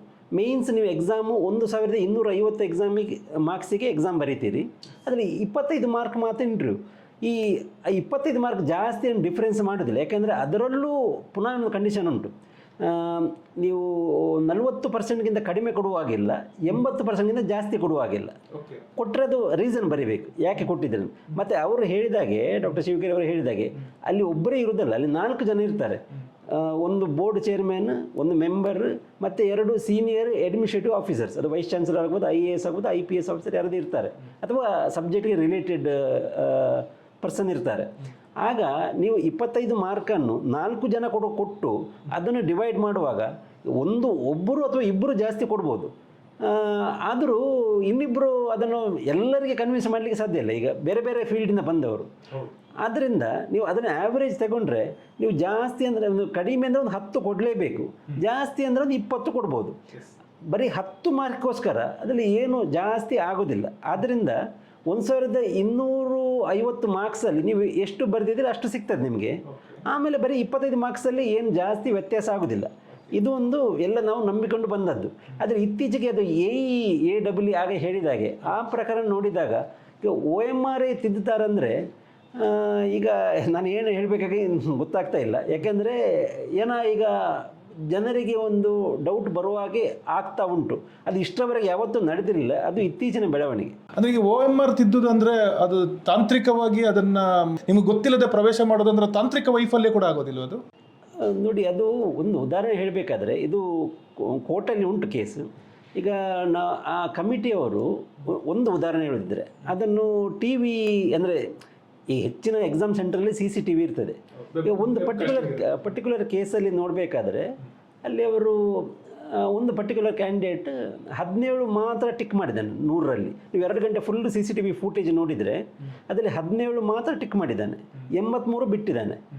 ಆದರೆ ಮತ್ತೆ ನೋಡುವಾಗ ಅದು ಎಲ್ಲ ಫಿಲ್ ಆಗಿದ್ದಾಗೆ ಅದನ್ನು ಹಾಗಾದರೆ ಯಾರು ಫಿಲ್ ಮಾಡಿದರು, ಎಲ್ಲಿ ಫಿಲ್ ಮಾಡಿದರು ನಮ್ಗೆ ಗೊತ್ತಿಲ್ಲ. ಅದು ಕೋರ್ಟ್ ಎನ್ಕ್ವೈರಿ ಮಾಡಬೇಕಷ್ಟೇ. ಡಾಕ್ಟರ್ ಶಿವಕೇರಿ ಸರ್, ಈಗ ಒಂದು ಅನುಮಾನ ಅದು ಸಹಜವಾಗಿ ಡಿಸ್ಕಷನ್ಗೆ ಬರುವಂಥದ್ದು, ಅಂದರೆ ಈ KPSC ಟ್ರಾನ್ಸ್ಪರೆಂಟ್ ಆಗಿಲ್ಲ ಅನ್ನುವಂಥ ಪ್ರಶ್ನೆ ಬಂದಾಗ, ಅಂದರೆ ಸಂದರ್ಶನದ ಅಂಕಗಳು ಮೌಲ್ಯಮಾಪನ ಮಾಡಿರುವಂಥ ವ್ಯಾಲ್ಯೂಯೇಷನ್ ಆಗಿರುವಂಥ ಆನ್ಸರ್ ಶೀಟ್ಸ್, ಈ ಕಟ್ ಆಫ್ ಅಂಕಗಳು ಮತ್ತು ಡಿಜಿಟಲ್ ಆಡಿಟ್ ಅಂತ ಏನಾದರೂ ಆಗುತ್ತಲ್ಲ ಟ್ರಯಲ್ಗಳೆಲ್ಲ, ಅದು ಆ ಕ್ಷಣದಲ್ಲಿ ಏನಾದರೂ ಪಬ್ಲಿಕ್ಗೆ ಸಿಕ್ಕರೆ ಈ ಒಂದು ಅನುಮಾನ ದೂರ ಆಗ್ಬೋದು ಅಂತ. ಯಾಕಂದರೆ ನೀವು ನಿಮ್ಮ ಕಾರ್ಯವೈಖರಿಗೋಸ್ಕರ ಅದನ್ನು ಪ್ರೊಸೀಜರ್ ಪ್ರಕಾರ ನಡೀತಿದ್ರೆ ಸಂಸ್ಥೆ ನಡೆಸ್ತಾ ಇದೆ. ಆದರೆ ಜನ ಕೇಳಿದ ತಕ್ಷಣ KELLಗೆ ನನಗೆ ನಿಮ್ಮ ಪರ್ಯಾಯವಾಗಿ ಹೇಳಿದೆ ಅಲ್ಲಿ ಆ ಕ್ಷಣದಲ್ಲೇ ಗೊತ್ತಾಗುತ್ತೆ ಅನ್ನುವಂಥ, ಅಂದರೆ ಅದು ಇರ್ಬೋದು, ಅಂದರೆ ಜನರಿಗೆ ತುಂಬಿದ್ದಿರ್ಬೋದು, ಅದು ಚೆನ್ನಾಗಿ ಮಾಡುತ್ತೆ ಅಂತ ಹೇಳಿರ್ಬೋದು. ಈ ಥರದ ವ್ಯವಸ್ಥೆ ಇದೆಯಾ, ಅಥವಾ ಅದನ್ನು ಆ ಒಂದು ವ್ಯವಸ್ಥೆಯನ್ನು ಮಾಡುವಂಥದ್ದು ಏನಾದರೂ ಮಾಡ್ಬೋದಾ ಅಂತ? ಸರ್, ತಾವು ಹೇಳಿದಾಗೆ ಈಗಾಗಲೇ ತಾವು ಅದರ ಬಗ್ಗೆ ನಾನು ಪ್ರಸ್ತಾಪ ಮಾಡಿದೆ. ಡಾಕ್ಟರ್ ರೊನಾಲ್ಡ್ ಸರ್ ಅವರು ತಮಗೆ ಹೇಳಿದ್ರು ಪರೀಕ್ಷೆ ಪದ್ಧತಿಗಳು ಹೆಂಗೆ ನಡೀತವೆ ಅಂತ. ಇದು ಕಲೆಕ್ಟಿವ್ ರೆಸ್ಪಾನ್ಸಿಬಿಲಿಟಿ ಇದೆ, ನಾಟ್ ಇಂಡಿವಿಜುವಲ್ ರೆಸ್ಪಾನ್ಸಿಬಿಲಿಟಿ. ಇದು ಸಾಮೂಹಿಕವಾಗಿರ್ತಕ್ಕಂಥ ಹೊಣೆಗಾರಿಕೆ. ನಮ್ಮ KPSC ಬೇರೆಯವ್ರ ಮ್ಯಾಗೆ ಭಾಳ ಡಿಪೆಂಡ್ ಇದ್ದೇವೆ. ಎಕ್ಸಾಮಿನೇಷನ್ ನಡೆಸ್ಬೇಕಾದ್ರೆ ನಮ್ಮ ಆಫೀಸ್ದಲ್ಲಿ ನಡೆಸೋದಿಲ್ಲ ನಾವು. ಇಡೀ ಕರ್ನಾಟಕ ರಾಜ್ಯದ ಎಲ್ಲ ಶಿಕ್ಷಣ ಸಂಸ್ಥೆಗಳಲ್ಲಿ ಪರೀಕ್ಷೆಗಳನ್ನು ನಡೀತವೆ. ಅದರ ಅಕ್ರಮ ಎಲ್ಲಿ ನಡೀತದೆ ಅಂತಕ್ಕಂಥದ್ದು ನಿಗೂಢವಾಗಿರ್ತಕ್ಕಂಥದ್ದು. ಯಾಕಂದರೆ ಒಂದು ಅಕ್ರಮ ಮಾಡಬೇಕಾದ್ರೆ ಒಬ್ಬನಿಂದ ಮಾಡೋಕ್ಕಾಗೋದಿಲ್ಲ, ಅಲ್ಲಿ ಟೀಮ್ ವರ್ಕ್ ಇರ್ತದೆ. ಅದು ಅಲ್ಲಿ ನಾವು ಯಾವುದೋ ಒಂದು ಈಗ ಸುಮಾರು ನಾವೆಲ್ಲ ಇದ್ದಾಗ ಸುಮಾರು ಪರೀಕ್ಷೆಗಳು ನಡೆಯುವಾಗ ಆ ಸೆಂಟರ್ನಲ್ಲಿ ಈ ಥರ ಆಯಿತು, ಈ ಸೆಂಟರ್ನಲ್ಲಿ ಆ ಥರ ಆಯಿತು ಅಂತಕ್ಕಂಥ ಕೆಲವೊಂದು ಮೆಸೇಜ್ಗಳು ಬಂದಾಗ ನಾವು ಸೆಂಟರನ್ನೇ ಬ್ಲಾಕ್ ಲಿಸ್ಟ್ನಲ್ಲಿ ಇಟ್ಟಿದ್ದೇವೆ. ಸೆಂಟರನ್ನೇ ಬ್ಲಾಕ್ ಲಿಸ್ಟ್ ಇದ್ದೇವೆ. ಇದು ಅಲ್ಲದೆ ಇನ್ನು ಕೆಲವೊಂದು ನಾವು ಕಮಿಷನ್ದಲ್ಲಿ ಏನು ನಿರ್ಣಯ ಮಾಡಿದ್ದೀವಿ ಅಂದರೆ, ಫಸ್ಟ್ ಗೌರ್ಮೆಂಟ್ ಕಾಲೇಜ್ಗಳಿಗೆ ನೀವು ಪ್ರಿಫರೆನ್ಸ್ ಕೊಡಬೇಕು. ಯಾಕೆ ಗೌರ್ಮೆಂಟ್ ಕಾಲೇಜ್ನಲ್ಲಿ ಪ್ರಿಫರೆನ್ಸ್ ಕೊಡಬೇಕಾದ್ರೆ ಅವರು ಸರ್ಕಾರಿ ಅಧಿಕಾರಿಗಳಿರ್ತಾರೆ, ಅವ್ರ ಮ್ಯಾಗೆ ಕ್ರಮ ತಗೊಳ್ತಕ್ಕಂಥ ಒಂದು ಅಧಿಕಾರ ಸರ್ಕಾರಕ್ಕೆ ಇರ್ತದೆ. ನಾವು ಸರ್ಕಾರಕ್ಕೆ ಏನಾರೇ ಬರದೇವಂದ್ರೂ ತಕ್ಷಣ ಅವ್ರ ಮೇಲೆ ಕ್ರಮ ಆಗುತ್ತದೆ. ಯಾರಿಗೆ ಕ್ರಮ ಆಗ್ತದೆ, ಯಾರು ಡಿಸ್ಮಿಸ್ ಆಗ್ತಾರೆ, ಯಾರು ನೌಕರಿ ಕಳ್ಕೊತಾರೆ ಅಂತ ಭಯ ಇರ್ತದಲ್ಲ, ಅವ್ರು ಯಾರು ಅಡ್ಡಾದಿ ಹಿಡಿಕಾಗೋದಿಲ್ಲ. ಸೊ ಹಿಂಗಾಗಿ ಸರ್ಕಾರಿ ಕಾಲೇಜ್ಗಳು ಅನುದಾನಿತ ಶಿಕ್ಷಣ ಸಂಸ್ಥೆಗಳಲ್ಲಿ ಮಾಡಬೇಕು ಅಂತಕ್ಕಂಥದ್ದು ನಾವು ಮಾಡ್ತೇವೆ. ಅದರ ಜೊತೆಗೆ ಪೇಪರ್ ವ್ಯಾಲ್ಯೂಯೇಷನ್ ಮಾಡೋರು ಸೀನಿಯರ್ ಪ್ರೊಫೆಸರ್ಗಳನ್ನು, ಸರ್ವಿಸ್ ಆದವ್ರುಗಳನ್ನು ತರಬೇಕು ಅಂತಕ್ಕಂಥದ್ದು ಸಹ ನಾವು ಹೇಳಿದ್ದೇವೆ. ಸೊ ಈಗ ಇಲ್ಲಿ ಮೆಂಬರು ಮತ್ತು ಚೇರ್ಮನ್ಗಳ ಮ್ಯಾಗೆ ಬರ್ತಕ್ಕಂಥ ದೋಷ ಏನೂ ಇಲ್ಲ. ಯಾಕಂದರೆ ಇವರು ಒಂದು ಪರೀಕ್ಷಾ ವ್ಯಾಲ್ಯೂಯೇಷನ್ ಮಾಡೋಂಗಿಲ್ಲ, ಪರೀಕ್ಷೆ ನಡೆಸೋದರಲ್ಲಿ ಭಾಗಿಯಾಗೋದಿಲ್ಲ, ವ್ಯಾಲ್ಯೂಯೇಷನ್ ಮಾಡೋದರಲ್ಲಿ ಇರೋದಿಲ್ಲ. ಸಿಂಪಲ್ ಇವ್ರ ಕೈಯಾಗಿ ಇಂಟ್ರೂ ಅಷ್ಟೇ. ಆ ಇಂಟ್ರೂ ಮಾರ್ಕ್ಸ್ನು ಪೂರ ತೆಗೆದು ಹಾಕಿದ್ದಾರೆ. ಬರೇ ಗೆಜೆಟೆಡ್ ಪ್ರೊಫೆಷನರಿಗೆ 25 ಮಾರ್ಕ್ಸ್ ಇಟ್ಟಿದ್ದಾರೆ. ಉಳಿದಿರ್ತಕ್ಕಂಥ ಕ್ಲಾಸ್ 1 ಕ್ಲಾಸ್ 2 ಕಂತೂ ಇಂಟ್ರೂನೇ ಇಲ್ಲ. ಯಾಕಂದರೆ ಸರ್ಕಾರ ತಲೆಯಲ್ಲಾಗಲಿ, ಸಾಮಾಜಿಕ ವ್ಯವಸ್ಥೆ ಆಗಲಿ, ಅಭ್ಯರ್ಥಿಗಳ ತಲೆಯಲ್ಲಿ ಏನಾಗಿದೆ, ಇಂಟ್ರೂ ಇದ್ರೆ ಮಾತ್ರ ಭ್ರಷ್ಟಾಚಾರ ನಡೀತದೆ ಅಂತ. ಆದ್ರೆ ಈಗಾಗಲೇ ಎಲ್ಲ ಇಂಟ್ರೂಗಳು ತೆಗೆದು ನಡೆದ್ರೆ ಯಾಕೆ ನಡೆದ ಭ್ರಷ್ಟಾಚಾರ, ಯಾರು ಮಾಡಿದ್ರೆ ಭ್ರಷ್ಟಾಚಾರ? ಇದು ನಮಗೆ ಪ್ರಶ್ನೆ ಇರ್ತಕ್ಕಂಥದ್ದು. ಯಾವತ್ತು ನೀವು ಇಂಟ್ರೂ ನಡೆದ್ರೆ ಭ್ರಷ್ಟಾಚಾರ ಆಗ್ತದೆ ಅಂತ ನೀವು ಎಲ್ಲ ಇಂಟ್ರೂ ಕ್ಯಾನ್ಸಲ್ ಮಾಡಿದ್ರಿ, ಅದಿರುವಂಥ ಗೆಜೆಟೆಡ್ ಪ್ರೊಫೆಷನಲ್ಗೂ ಬರೀ 25 ಮಾರ್ಕ್ಸ್ ಇಟ್ರಿ, ತೊಂದರೆ ಇಲ್ಲ. ಬಟ್ ಭ್ರಷ್ಟಾಚಾರ ಯಾಕಾಗ್ಲತ್ತು? ಅದಕ್ಕಿಂತ ಜಾಸ್ತಿ ಆಗ್ತಾ ಇದೆಯಲ್ಲ. ಈಗ ಊಟ ಕೊಟ್ಟರು ಅಂದ್ರೆ ಅವ ಆರಾಮಾಗಿರ್ತಾನೆ, ಊಟ ಇಲ್ಲ ಅಂದ್ರೆ ಕಳ್ತನ ಮಾಡಕ್ಕೆ ಹೋಗ್ತಾನೆ. ಹೌದಾ? ಸೊ ಹಾಗಾದ್ರೆ ನಾನು ಭ್ರಷ್ಟಾಚಾರಕ್ಕೆ ಸಪೋರ್ಟ್ ಮಾಡ್ತೀನಿ ಅಂತ ಅರ್ಥ ಅಲ್ಲ. ಅವರು ಯಾರಿಗೆ ಈಗ ನಾವು ಮೊದಲೇನಿತ್ತು, ಎಕ್ಸಾಮ್ ಮುಗಿದ ತಕ್ಷಣವೇ ಮಾರ್ಕ್ಸ್ ಲಿಸ್ಟ್ ಬಿಡ್ತಿದ್ದೀವಿ. ಅಭ್ಯರ್ಥಿಗೂ ಮಾರ್ಕ್ಸ್ ಗೊತ್ತಾಗ್ತೀವಿ, ಮೆಂಬರ್ಗಳಿಗೂ ಮಾರ್ಕ್ಸ್ ಗೊತ್ತಾಗ್ತಿದ್ವಿ, ಇಡೀ ಲೋಕಕ್ಕೆ ಗೊತ್ತಾಗ್ತಿತ್ತು ಯಾರು ಎಷ್ಟು ಮಾರ್ಕ್ಸ್ ತೊಂದರತ್ತ. ಮತ್ತು ಇಂಟ್ರೂ ಆದ ತಕ್ಷಣವೇ ಇಮಿಡಿಯೇಟ್ ಬೋರ್ಡಿಗೆ ಹಾಕ್ಬಿಡ್ತಿರೋ ಅವ್ರ ಮಾರ್ಕ್ಸ್. ಸೊ ಹಿಂಗಾಗಿ ಅದು ಒಂಥರ ಪಾರದರ್ಶಕಿತ್ತು. ಆ ವೋಟಾ ಕಮಿಟಿ ಬಂದ ನಂತರ ಈ ಮಾರ್ಕ್ಸ್ ಔಟ್ ಆಗೋದ್ರಿಂದ ಭ್ರಷ್ಟಾಚಾರ ಜಾಸ್ತಿ ಆಗಿದೆ ಅಂತ ತಿಳ್ಕೊಂಡು ಮಾರ್ಕ್ಸ್ ಹೈಡ್ ಮಾಡಿದ್ರು. ನನಗೆ ಗೊತ್ತಾದಂಗೆ ಮಾರ್ಕ್ಸ್ ಹೈಡ್ ಮಾಡೋದ್ರಿಂದ ಜಾಸ್ತಿ ಪ್ರಾಬ್ಲಮ್ ಆಗಿದೆ ಅಂತ ನಾನು ಅನ್ಕೋತೀನಿ. ಯಾಕಂದರೆ ಮಾರ್ಕ್ಸೇ ಗೊತ್ತಾಗ್ಲಿಲ್ಲ ಅಂದ್ರೆ ಎಲ್ಲರೂ ಹೋಗ್ತಾರೆ. ಮಾರ್ಕ್ಸ್ ಗೊತ್ತಾಯ್ತಂದ್ರೆ ಏನಾಗ್ತದೆ, ನನ್ನ ಮೆರಿಟ್ ಇದೆ, ನಾನು ಟಾಪರ್ ಇದ್ದೀನಿ, ನಾನು ಯಾಕೆ ಯಾರ ಮನೆಗೆ ಹೋಗಲಿ, ನನಗೆ ಎಷ್ಟೇ ಮಾರ್ಕ್ಸ್ ಕೊಡಲಿ, 0 ಕೊಟ್ಟರು ನಾನು ಸೆಲೆಕ್ಟ್ ಆಗ್ತೀನಿ, ನಾನು ಯಾಕೆ ಹೋಗ್ಬೇಕು ಅಂತ ಅವ್ನಿಗೆ ಕಾನ್ಫಿಡೆನ್ಸ್ ಲೆವೆಲ್ ಜಾಸ್ತಿ ಆಗುತ್ತೆ. ಒಂದು ಯಾರಿಗೆ ಮಾರ್ಕ್ಸ್ನೇ ಇಲ್ಲ ಡೌನ್ ಇದಾನಂದ್ರೆ ಅವನಿಗೊಂದು ಕಾನ್ಫಿಡೆನ್ಸ್ ಬರ್ತಾನೆ, ನಾನು ಪೂರ್ತಿ 200 ಮಾರ್ಕ್ಸ್ ಆಗ್ತಾರೋ ನನಗೆ ನೌಕರಿ ಆಗಲ್ಲ, ನಾ ಯಾಕೆ ಹೋಗ್ಬೇಕು ಅಂತಾನ. ಸೊ ಹಂಗಾಗಿ ರಿಡ್ಯೂಸ್ ದಿ ಈ ಫೇವರಿಟಿಸಮ್ ಆಗಿರ್ಬೋದು ಅಥವಾ ಈ ಮನವೊಲಿಕೆ ಆಗಿರ್ಬೋದು, ಇವೆಲ್ಲ ಕಡಿಮೆ ಆಗುತ್ತೆ. ಅದಕ್ಕೆ ನನಗೆ ಗೊತ್ತಿದ್ದಂಗೆ ಈ ಪಾರದರ್ಶಕವಾಗಿ ಮಾರ್ಕ್ಸ್ಗಳನ್ನು ಅಭ್ಯರ್ಥಿಗಳಿಗೆ ಕೊಡೋದ್ರಿಂದ ಅಭ್ಯರ್ಥಿಗಳಿಗೂ ಯಾವುದೇ ಡೌಟ್ ಇರೋಂಗಿಲ್ಲ, ಸಮಾಜದಲ್ಲಿ ಯಾರಿಗೂ ಡೌಟ್ ಇರೋಲ್ಲ. ಸರ್ಕಾರ ಯಾಕೆ ಈ ನಿರ್ಣಯ ತೋತು ಅನ್ನೋದು ನಮ್ಗೆ ಗೊತ್ತು. ಯಾವುದೇ ಒಂದು ಸಿಸ್ಟಮನ್ನು ನಾವು ಜಾರಿಗೆ ತಂದಾಗ ಅದು ಪ್ರಾಕ್ಟಿಕಲ್ ಆಗೋ ತನಕ ಅದರ ಸಾಧಕ ಬಾಧಕಗಳು ಗೊತ್ತಾಗೋದಿಲ್ಲ. ಸೊ ಹಿಂಗಾಗಿ ಇವತ್ತು ನಮಗೆ ಗೊತ್ತಾಗ್ತದೆ ಈ ಓಟಾ ಕಮಿಟಿ ಬಂದ ನಂತರ ಮಾರ್ಕ್ಸ್ ಹೈಡ್ ಮಾಡೋದು ಇನ್ನೂ ಜನರಿಗೆ ಸಂಸ್ಥೆಗೆ ಹೆಚ್ಚಿನ ಒಂದು ಅವಕಾಶ ಮಾಡಿಕೊಟ್ಟಿದೆ. ಸೊ ಅದಕ್ಕೆ ಆ ಒಂದು ಪದ್ಧತಿಯನ್ನು ತೆಗೆದು ಹಳೆ ಪದ್ಧತಿ ಮುಂದುವರೆದ್ರೆ ಇನ್ನೂ ಜನರಿಗೆ ಕಾನ್ಫಿಡೆನ್ಸ್ ಲೆವೆಲ್ ಜಾಸ್ತಿ ಆಗ್ಬೋದು. ಭ್ರಷ್ಟಾಚಾರ ಏನು ಸ್ವಜನ ಪಕ್ಷಪಾತ ಅಂತಾರಲ್ಲ ಅದು ಕಡಿಮೆ ಆಗ್ಬೋದು ಅಂತ. ಅದಕ್ಕೆ ಒಟ್ಟಿನಲ್ಲಿ ನಾನು ಹೇಳ್ಬೇಕಾದ್ರೆ ಮೆಂಬರ್ಗಳಿಗೆ ಜಾಸ್ತಿ ಪಾತ್ರ ಇಲ್ಲ ಅಲ್ಲಿ. ಇಂಟರ್ವ್ಯೂ ಅಷ್ಟೇ ಮಾಡ್ತಾರೆ, ಬೇರೆ ಯಾವ ಕೆಲಸದಲ್ಲಿ ಅವರಿಗೆ ಭಾಗಿಯಾಗಬಾರ್ದಂತ ಓಟಾ ಕಮಿಟಿಯಲ್ಲಿ ಕಂಡೀಷನ್ ಇರೋದ್ರಿಂದ ಇದು ಎಲ್ಲನೂ ಮೆಂಬರು ಚೇರ್ಮನ್ನು ಏನೂ ಮಾಡೋದಿಲ್ಲ. ಅದು ನೀಡ್ ಬೇಸ್ ಮ್ಯಾಗ ಚೇರ್ಮನ್ ಮಾತ್ರ ಬೇರೆ ಮಾರ್ಕ್ಸೋದು ನೋಡ್ಬೋದು. ಅದರ್ ಮೆಂಬರ್ಗಳಿಗೆ ಏನೂ ಇಲ್ಲ, ಅಲ್ಲೇ ಫೈಲ್ ಬರ್ತವೆ, ಸಿಗ್ನೇಚರ್ ಮಾಡ್ತಾರೆ ಅಷ್ಟೇ, ಅಪ್ರೂವಲ್ ಕೊಡ್ತಾರೆ. ಹಾಗಂತ ಮೆಂಬರ್ಗಳಾಗಲಿ ಕಮಿಷನ್ ಜವಾಬ್ದಾರಿನೇ ಇಲ್ಲ ಅಂತ ಹೇಳೋಕ್ಕಾಗೋದಿಲ್ಲ. ಅಲ್ಲಿ ನಡೀತಕ್ಕಂಥ ಎಲ್ಲ ಅನಾಹುತಗಳಿಗೆ ಮೆಂಬರ್ ರೆಸ್ಪಾನ್ಸಿಬಿಲಿಟಿ ಆಗ್ತಾರೆ, ಅದನ್ನು ಸುಧಾರಿಸ್ಬೇಕಾಗತ್ತೆ. ಯಾಕಂದ್ರೆ ಹೈಯೆಸ್ಟ್ ಬಾಡಿ ಅದು. Commission is the highest body. All are employees ಏನಿರಲ್ಲ ಕಮಿಷನ್ ಅಂಡರ್ದಾಗ ಕೆಲಸ ಮಾಡ್ತಾರೆ. Commission is not under the control of the administration. Administration under control of commission. So ಈಗ ಅಲ್ಲಿ ಯಾರೇ ತಪ್ಪು ಮಾಡಿದ್ರು ಅವ್ರಿಗೆ ಶಿಕ್ಷೆ ಕೊಡ್ತಕ್ಕಂಥ ಜವಾಬ್ದಾರಿ ಕಮಿಷನ್ಗಿದೆ. ಸೊ ಇಂಥ ಕಮಿಷನ್ ಕೆಲವೊಂದು ಅಧಿಕಾರಗಳನ್ನು ಈ ವ್ಯವಸ್ಥೆ ಕಿತ್ಕೊಂಡಾಗ ಇವತ್ತು ಕಮಿಷನ್ ಏನು ಮಾಡ್ಲಿಕ್ಕೆ ಆಗ್ಲಾರ್ದಂಥ ಪರಿಸ್ಥಿತಿಯಲ್ಲಿದೆ. ಅದು ಕಮಿಷನ್ಗೆ ಹೆಚ್ಚೆಚ್ಚು ಪವರ್ ಕೊಡಬೇಕು. ಪಾರದರ್ಶಕವಾಗಿ ನೇಮಕಾತಿ ಆಗಲಿಕ್ಕೆ ಏನೆಲ್ಲ ಸೂತ್ರಗಳನ್ನು ಮಾಡಬೇಕು ಅದು ಬುದ್ಧಿಜೀವಿಗಳಿಗೆ, ಇಂಟೆಲೆಕ್ಚುವಲ್ಸ್ಗಳಿಗೆ ಒಂದು ಕಮಿಟಿ ಮಾಡಿ ಸರಿಯಾದ ಮಾರ್ಗದರ್ಶನ ಕಮಿಷನ್ ಕೊಟ್ಟರೆ ಸರ್ಕಾರಕ್ಕೆ ಒಳ್ಳೆಯ ಹೆಸರು ಬರ್ತದೆ ಮತ್ತು ಯಾರು ಎಲಿಜಿಬಲ್ ಅದರ ಅಭ್ಯರ್ಥಿಗಳು ಅವ್ರಿಗೆ ಜಾಬ್ ಸಿಗಲಿಕ್ಕೆ ಸಾಧ್ಯ ಆಗ್ತದೆ ಅಂತಕ್ಕಂಥದ್ದು ನನ್ನ ಅನಿಸಿಕೆ. ಈಗ ನೇರವಾಗಿ ಒಂದು ಪ್ರಶ್ನೆ ಕೇಳ್ತೀನಿ. ಈಗ ನೀವು ಆಗದಿಂದ ಓಟಾ ಕಮಿಟಿ ಬಗ್ಗೆ ಹೇಳ್ತಾ ಇದ್ರಿ, ಅದು ಈಗ ನಮಗೆ ಸಹಜವಾಗಿ ಗೊತ್ತಿರೋ ಒಂದು ಸಂಗತಿ ಅಂದರೆ KPSC ರಾಜಕಾರಣಿಗಳ ಹಸ್ತಕ್ಷೇಪ ಜಾಸ್ತಿ ಅಂತಲೇ ಗೊತ್ತಿದೆ, ಸಹಜವಾಗಿ ಜನರಿಗೂ ಎಲ್ಲ ಸಾರ್ವಜನಿಕರಿಗೆ ಗೊತ್ತಿರೋ ಸಂಗತಿ. ಜೊತೆಗೆ ಮೆಂಬರ್ಗಳ ಮೇಲೆ ಬರುತ್ತೆ, ಅದು ಬಿಡಿ. ಈಗ ನೀವು ಓಟಾ ಕಮಿಟಿಯನ್ನು 2-3 ಸಲ ಪ್ರಸ್ತಾಪ ಮಾಡಿದ್ರಿ, ಅದು ಇಂಟೆನ್ಷನಲಿ ತಂದರು ಅಂತ ನಿಮ್ಗೆ ಏನಾರು ಅನಿಸುತ್ತಾ? ಮತ್ತು ಅದರಿಂದನೇ ಈ ಸಮಸ್ಯೆ, ಇತ್ತೀಚಿನ ಎಲ್ಲ ಸಮಸ್ಯೆಗಳು ಅದೇ ಕಾರಣ ಅಂತ ನಿಮ್ಗೆ ಹೇಳ್ಬೋದು? ಇಂಟೆನ್ಷನಲಿ ತಂದರು ಅಂತ ಹೇಳೋಕ್ಕಾಗೋದಿಲ್ಲ. ಆ ಪರಿಸ್ಥಿತಿಯಲ್ಲಿ ಆ ಒಂದು ಪದ್ಧತಿ ಸರಿ ಇಲ್ಲ, ಪರ್ಯಾಯ ವ್ಯವಸ್ಥೆ ಮಾಡಬೇಕು ಅಂತಕ್ಕಂಥದ್ದು ಸರ್ಕಾರ ದೃಷ್ಟಿಯಲ್ಲಾಗಲಿ ಅಥವಾ ಸಾರ್ವಜನಿಕರ ದೃಷ್ಟಿಯಲ್ಲಿ ಆಗಿ ಬಂದಾಗ ಮಾತ್ರ ಆ ಪದ್ಧತಿಯನ್ನು ತೆಗಿಲಿಕ್ಕೆ ಪ್ರಯತ್ನ ಮಾಡಿದ್ರು. ಆದರೆ ಆ ಪದ್ಧತಿ ತೆಗೆದ ನಂತರ ಏನು ಅನಾಹುತಗಳು ಆಗ್ತಾವೆ ಅನ್ನೋದು ಅವರಿಗೂ ಮುಂದೆ ಗೊತ್ತಿರಲಿಲ್ಲ. ಸೊ ಹೀಗಾಗಿ ಆ ಓಟಾ ಕಮಿಟಿಗಳನ್ನು ಇಂಟೆನ್ಷನಲಿ ತರಲಿಲ್ಲ, ರಿಫಾರ್ಮ್ಸ್ ಮಾಡಬೇಕು, ಸುಧಾರಣೆ ಮಾಡಬೇಕು ಅಂತಕ್ಕಂಥದ್ದನ್ನು ಹೇಳಿ ಅದನ್ನು ತಂದ ನಂತರ ಸೋ ಮೆನಿ ರಿಕಮೆಂಡೇಶನ್ ಇದೆ. ಫಾರ್ ಎಕ್ಸಾಂಪಲ್ ಒಬ್ಬ ಚೇರ್ಮನ್ ಅನ್ನು ಮಾಡ್ಬೇಕಾದ್ರೆ ಅನುಭವಿ ಚೇರ್ಮನ್ ಮಾಡ್ಬೇಕಂತ ತಿಳ್ಕೊಂಡು ಓಟಾ ಕಮಿಟಿ ರಿಕಮೆಂಡೇಶನ್ ಮಾಡುತ್ತೆ. ಏನಂತ? ಸೀನಿಯರ್ ಮೋಸ್ಟ್ ಮೆಂಬರ್ಗಳನ್ನು ಚೇರ್ಮನ್ ಮಾಡಬೇಕು ಅಂತ ಓಟಾ committee recommendation. Even that recommendation upheld by the Supreme Court. Khalil Ahmad ಕೇಸಿನಲ್ಲಿ ಸುಪ್ರೀಂ ಕೋರ್ಟ್ ಅಪೆಲ್ಡ್ ಮಾಡಿದೆ ಆ ಕಮಿಟಿಯ ರಿಪೋರ್ಟನ್ನು, ಒಪ್ಕೊಂಡಿದೆ. ಅದು ಇವತ್ತು ಸರ್ಕಾರದ ವ್ಯವಸ್ಥೆಯಲ್ಲಿ ಏನಾಗ್ತದೆ, ತಾವು ಹೇಳ್ದಂಗೆ ಪೊಲಿಟಿಕಲ್ ಇನ್ಫ್ಲುಯೆನ್ಸು, ಪೊಲಿಟಿಕಲ್ ಅಪಾಯಿಂಟ್ಮೆಂಟ್ ಇರೋದನ್ನ ಆ ಎಲ್ಲ ನಿಯಮಗಳನ್ನು ಗಾಳಿಗೆ ತೂರಿ ಒಂದೊಂದು ಸಲ ಏನಾಗ್ತದೆ ಬೇರೆಯವರನ್ನ ಮಾಡ್ತಾ ಇದ್ದಾರೆ. ಸೊ ಇದು ಸಹ ಒಂಥರ ಏನಪ್ಪ ಅಂದ್ರೆ ಮೆರಿಟ್ಗಿಂತನೂ ಡಿಮೆರಿಟ್ ಜಾಸ್ತಿ ಆಗ್ತದೆ. ಯಾಕಂದ್ರೆ ನೀವು ಅನುಭವ ಇದ್ದವರಿಗೆ ಅಧಿಕಾರ ಕೊಟ್ಟರೆ ಅಂದರೆ ಅವ ಎಲ್ಲ ರೀತಿಯಿಂದ ಗೊತ್ತಿರ್ತದೆ ಏನು ಮಾಡಬೇಕು ಏನು ಮಾಡಬಾರ್ದಂತ. ಇದಕ್ಕಿದ್ದಾಗ ಯಾರೋ ಒಬ್ಬ ಸೀನಿಯರ್ ಮೋಸ್ಟನ್ನು ಬಿಟ್ಟು ಅದು ಎಲ್ಲಕ್ಕ ಜೂನಿಯರ್ ತಂದು ಚೇರ್ಮನ್ ಅಂತ ಹುದ್ದೆ ಕೊಟ್ಟಾಗ ಏನಾಗ್ತದೆ ಅನ್ನೋದು ಎಕ್ಸಾಂಪಲ್ ನೋಡ್ತಾ ಇದ್ದೀರಿ ನೀವು. ಅದನ್ನು ನಾನು ಬಿಚ್ಚಿ ಹೇಳಬೇಕಾಗಿಲ್ಲ. That is the true in the example of today's and what ever going on in the media. ನಿಮ್ಮ ಒಂದು ಸೋಷಿಯಲ್ ಮೀಡಿಯಾ, ಪೇಪರ್ದಲ್ಲಿ, ನ್ಯಾಯಾಲಯದಲ್ಲಿ ಪ್ರಕರಣಗಳು ಯಾಕೆ ಅಂದ್ರೆ ಅನುಭವ ಇರಲಾರ್ದವನಿಗೆ ಎಕ್ಸ್ಪೀರಿಯನ್ಸ್ ಟೀಚರ್ಸ್ ದಿ ಅನ್ಸ್ಕಿಲ್ಡ್ ಅಂತ ಹೇಳ್ತಾರೆ. ಅನುಭವ ಕುಶಲತೆ ಇಲ್ಲದವನಿಗೂ ಕಲಿಸ್ತದೆ. ಅನುಭವ ಇಲ್ಲಾಂದ್ರೆ ಎಷ್ಟೇ ಕುಶಲತೆ ಇದ್ದರೂ ಅದು ಒಂದೊಂದ್ಸಲ ಫೇಲ್ ಆಗ್ತದೆ. ಅದಕ್ಕೆ old nurse is better then new doctor ಅಂತ ಹೇಳ್ತಾರೆ. ಅದಕ್ಕೆ ನಮಗೆ ಅನುಭವ ಇದ್ದವರನ್ನ ಅಧ್ಯಕ್ಷರನ್ನು ಮಾಡಿದ್ರೆ ಅಥವಾ ಕ್ವಾಲಿಫೈಡ್ ಇದ್ದವರನ್ನ ಅಧ್ಯಕ್ಷರೇ ಮಾಡಿದ್ರೆ ಇಂಥ ಅನಾಹುತಗಳು ಕಡಿಮೆ ಆಗ್ತವೆ. ನೀವು ಎಕ್ಸಾಂಪಲ್ KPSC ಇತಿಹಾಸಗಳನ್ನು ನೋಡಿ ಯಾವ್ಯಾವ ಚೇರ್ಮನ್ಶಿಪ್ದಲ್ಲಿ ಏನೇನಾಗ್ಯಾವೆಲ್ಲ ನೋಡಿದ್ರೆ ನಿಮ್ಗೆ ಅರ್ಥ ಆಗುತ್ತೆ. ಅದಕ್ಕೆ ನಾ ಯಾರನ್ನೂ ದೋಷಿಸ್ತಾ ಇಲ್ಲ, ಇದ್ದ ಚೇರ್ಮನ್ಗಳು ದೋಷಿಸ್ತಾ ಇಲ್ಲ, ಹಿಂದಿದ್ದ ಚೇರ್ಮನ್ಗಳಿಗೂ ದೋಷಿಸ್ತಾ ಇಲ್ಲ. ವ್ಯವಸ್ಥೆಯಲ್ಲಿ ಸ್ವಲ್ಪ ಏರ್ಪೇರ್ ಆಗ್ತಾ ಇದೆ.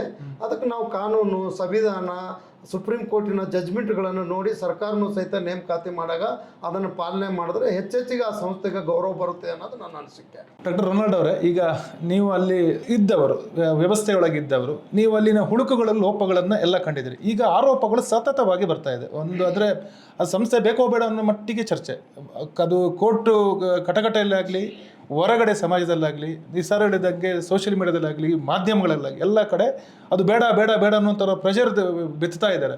ಅದು ಉದ್ದೇಶಪೂರ್ವಕವೋ ಅದು ಇನ್ನೊಂದು ಏನಾದರೂ ರಿಪೇರಿ ಮಾಡೋದಾದರೆ ಸಾಧ್ಯತೆ ಇದ್ದರೆ ನಿಮಗೇನಾದರೂ ಅಲ್ಲಿ ಕೆಲವೊಂದು ರಿಪೇರಿಗಳ ಸಾಧ್ಯ, ಅದನ್ನು ದುರಸ್ತಿ ಮಾಡ್ಬೋದು. ಈ ಒಂದು ಲೋಪಗಳನ್ನು ಮುಚ್ಚಿ ಹಾಕಿದ್ರೆ, ಈ ಹುಳುಕುಗಳನ್ನು ತೆಗೆದು ಹಾಕಿದರೆ ಅಥವಾ ಈ ಒಂದು ರಂಧ್ರವನ್ನು ಮುಚ್ಚಿದರೆ ಸರಿಪಡಿಸ್ಬೋದು ಅಂತ ನಿಮ್ಗೆ ಅನಿಸ್ತಾ ಇದೆ?